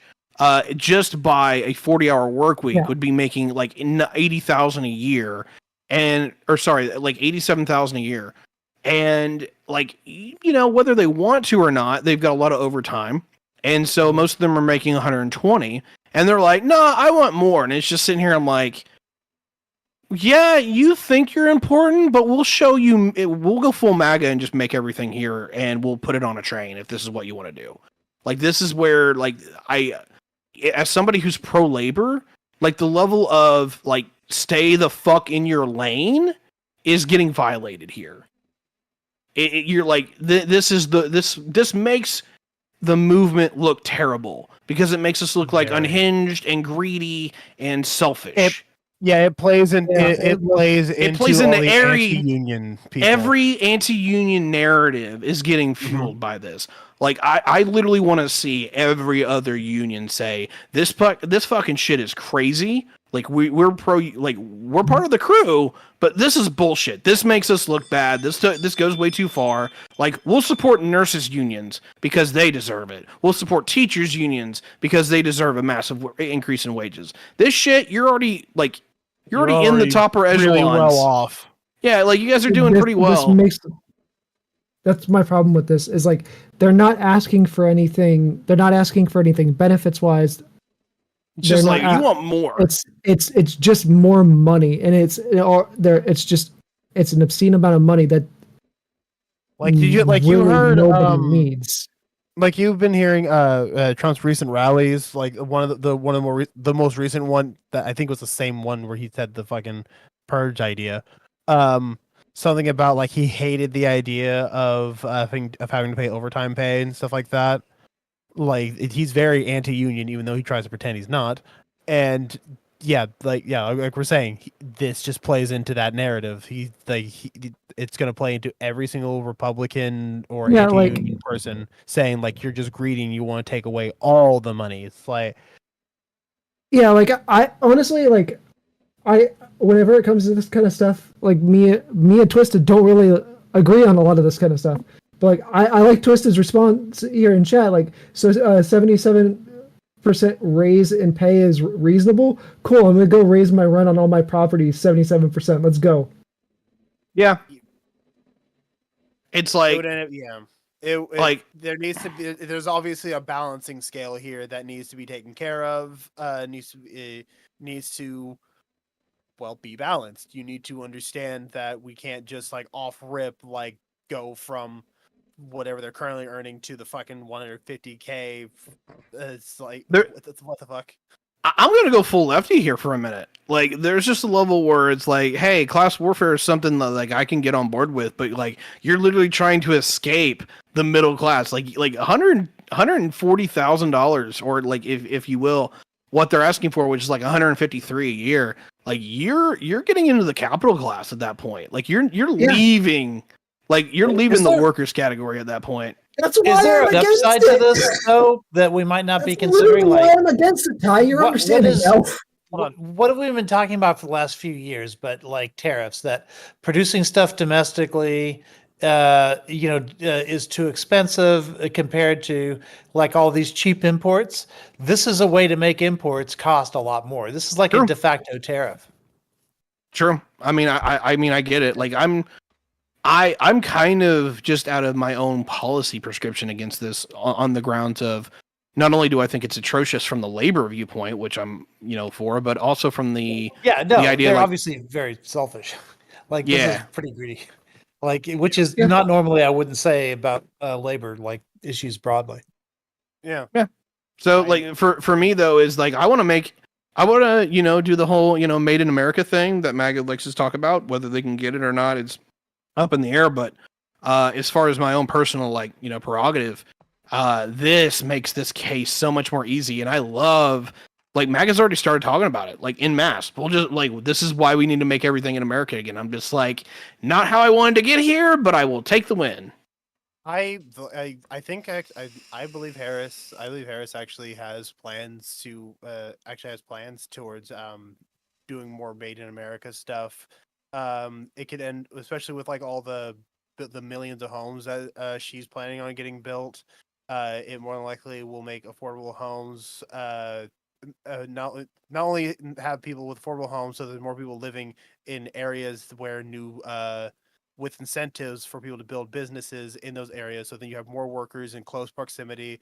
Hell, you could end up making a lot of 15-minute cities with her plan, and I would like that. I like that idea. 15-minute cities. Yeah, the ones where basically you everything's walking distance. Everything can be walking distance. You won't need cars everywhere. Obviously, cars go to and from each city, but like I want like the cities where people can go out of their house and walk to their job again. But also remember, this also affects like construction imports, like steel and stuff like that too, which is very bad because that makes building stuff more expensive. What he means by a 15-minute city, Ty, is that a city where everything that you need in order to like live, like a grocery store and a bank and all those facilities, are within 15 minutes walk. Yeah, okay, I got you. It's the opposite of a food desert. Yeah, so here's where like I will happily have this conversation. It gets a little weird. Is that I don't have a problem with planned infrastructure in cities. I really don't. In fact, there's levels where it's like once you get to a certain population density, you want to move to that. The problem is we've never done it. Like this is actually an anathema to the United States. We don't plan our cities. And if we do, like we've only really kind of recently started. This is why you're starting to see a lot more roundabouts throughout the United States. This is why we're starting to see a lot more what we call like diverging diamonds and actually traffic infrastructure, which people think is a little weird. Is that we're finally starting to have the conversation of do we plan our environment, because a lot of it is homesteading and pioneering is how we used to do everything. Well, this is a big issue right now. Is, in my opinion, is definitely NIMBYs or NIMBYism. Can we not do this? Like everyone agrees with this. That's not what I'm doing. Like I don't want to have this fucking conversation again. Like it's more than just like, oh hey, the NIMBYs suck. It's the reality is that like none of our cities, to a large degree, were ever planned in a sense of, oh hey, we're going to build our mass transit over here, and the train station's going to be over here, and then like the parking garages are going to be over here. There's one person proposing it. You're not going to like it, but it's Trump. He said he wants to create 3 new American cities in his next term, and they would be pre-planned cities, like in places that are currently uninhabited. I mean, you build it from the ground up. You can do that, and like that's fine, but that's not what I'm talking about. Like I would actually start personally with me in places that are kind of derelict and busted, that we can plan out like how to like reinvigorate them and basically encourage capital growth in there. Detroit's definitely one of them. I would the Haitians. Yeah. Huh? Their city is actually currently thriving. It's actually it's getting more and more business. It's getting more money going through. Where are we talking about? Springfield, Ohio. Oh well, I'm not talking about the places that place with like the dogs and cats. Yeah, like I'm not talking about places that are growing. Like a lot of these places that are under 1 million people will grow unless they are smaller than 50,000 or than 50,000. Like all that's growing. If you're under 50,000, you're depopulating because you just don't have the amenities that people want. You don't have the general level of opportunity, and like urbanization is just a general thing. Especially now that you don't. Happening in Springfield, they were one of those places. And then they let in a bunch of Haitians in order to reinvigorate that area, and now it's coming back because of the Haitians. Right. I mean, like Nate can tell you about Schuyler, Nebraska, and a bunch of other places that, it has new people in it. It gives vitality. Or you do have cities in this country that are built up through like corporations and just massive investment. Where I got a couple here in Indiana, like Newburgh, Indiana is a place where like all the big money likes to live there, and so they're building out new businesses, and because of that, they're growing just in the periphery. Because now you're getting middle class people and lower class people to run the stores and actually build out everything. Northwest Arkansas is done this because Tyson Chicken is there, Walmart's there, and there's another major corporation I can't think of where it's just, hey, the money comes here.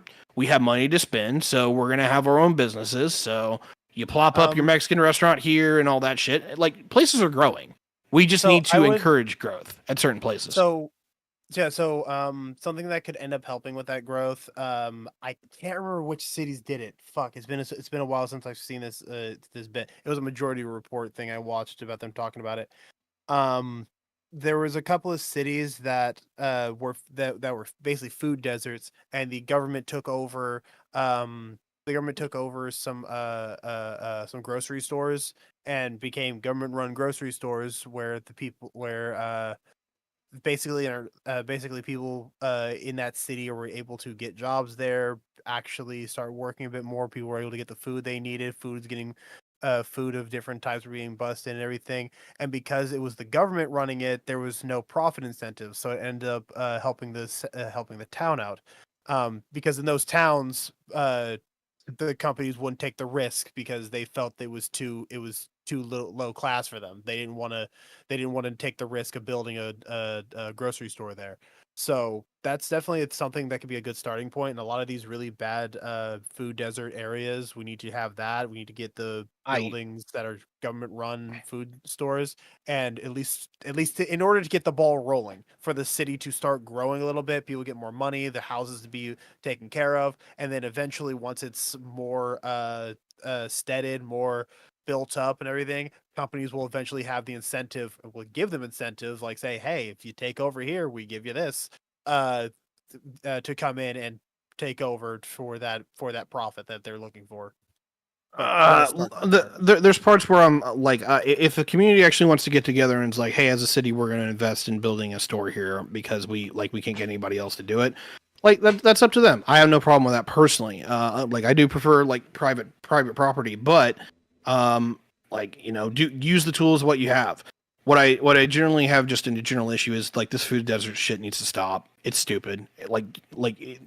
Guys, we live in car country. Most people are going to live a couple miles from their restaurant or from their local place that they can get their food from. It's not a fucking problem unless you walk. And let's be real, that's literally an urbanite problem, and most of the country does not give a flying fuck. We don't, and we get tired of hearing about it. It was Chicago and Florida. There were two. There were a city in Chicago and a city in Florida. And it was city in Chicago. City in Florida. Sorry, it was Chicago. Sorry, and then I also remember there were also a city in Florida. Yeah. I just can't remember the name of the city from Florida that did it, and the people there love it. Like they don't want to get rid of it at this point. I personally would just want to do the thing where it's like, hey, as a country, every city should have an actual plan of like the 2050 plan of, hey, you need a couple of things, right? You need to make sure you got reliable hospitals. You need to make sure you got reliable schools where here and there and where they're needed. You need to have a plan for growth. But this is the big one because I'm a massive autist. You need to have a place where your freight for your businesses and for your industries can access some greater means of transportation, whether that is like a harbor facility that you can put shit on a barge, or it is a train loading facility that you can basically throw everything on there and get it the fuck out like we used to do. The problem is that our system went from rail to road for a number of reasons. We need to actually kind of go back the other way because railroads were cool, but they replaced the canals.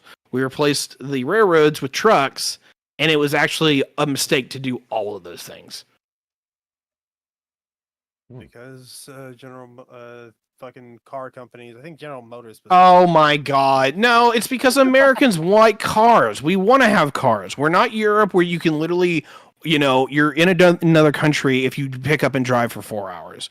What it comes down to is we've got a lot of open space. We can actually afford to not pack ourselves in like rats, and so living in the burbs is actually a pretty like acceptable idea here. That's not the problem, all right? Or that is what's going on here. It's not because big oil shoved a bunch of money in congressmen's throats, because even when they have and they did, like most of our laws make sense. Like we can pay cheaper for interstate highways than we can do for HSR. There's a reason we don't have it. It's just literally in an interstate is cheaper by a lot. Do we need to have a conversation on maybe it can work for some folks? Yes. Like the Ecclesia Express needs to be upgraded to HSR, and most of those cities along that line need to have a real conversation about public transit and making their cities to where they can have public transit. But out here in the burbs, your Texas Triangling it like isn't going to happen for public transit, or you might get like the big 3 cities to do it, but I don't think that's what the Texas Triangle is. It's the big 3 cities. I know, the but beauty of Texas is that we're sort of empty in between the big cities, right? So you can go from Dallas to Houston without any stops because there's really no place to stop except for College Station.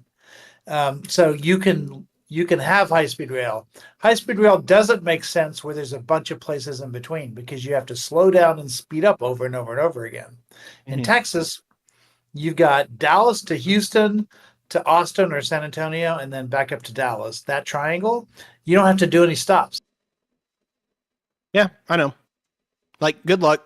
It's not that you can't do it, but I'm very questioning about the hurdles. I think we're getting it. I mean, if it does, it's great. Like, I would rather see Ecclesia, and I'd actually rather see the Northwest Express. But it's fucking hilarious to me that we got Orlando, Orlando, Miami, which doesn't work because it only goes 80 miles an hour. So, fail.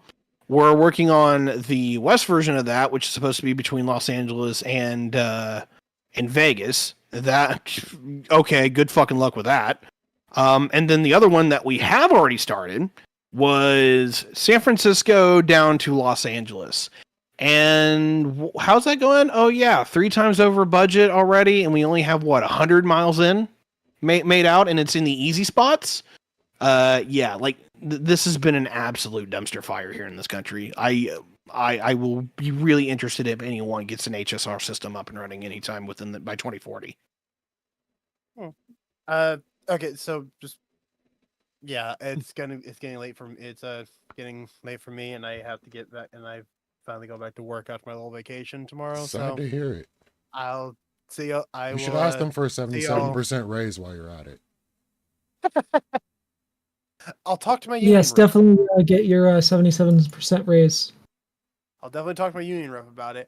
But yeah, I have been Razor Sharp G here on Twitch.tv. I wasn't streaming today, didn't really feel like it. My next stream is probably going to be some Cult of the Lamb for a little while.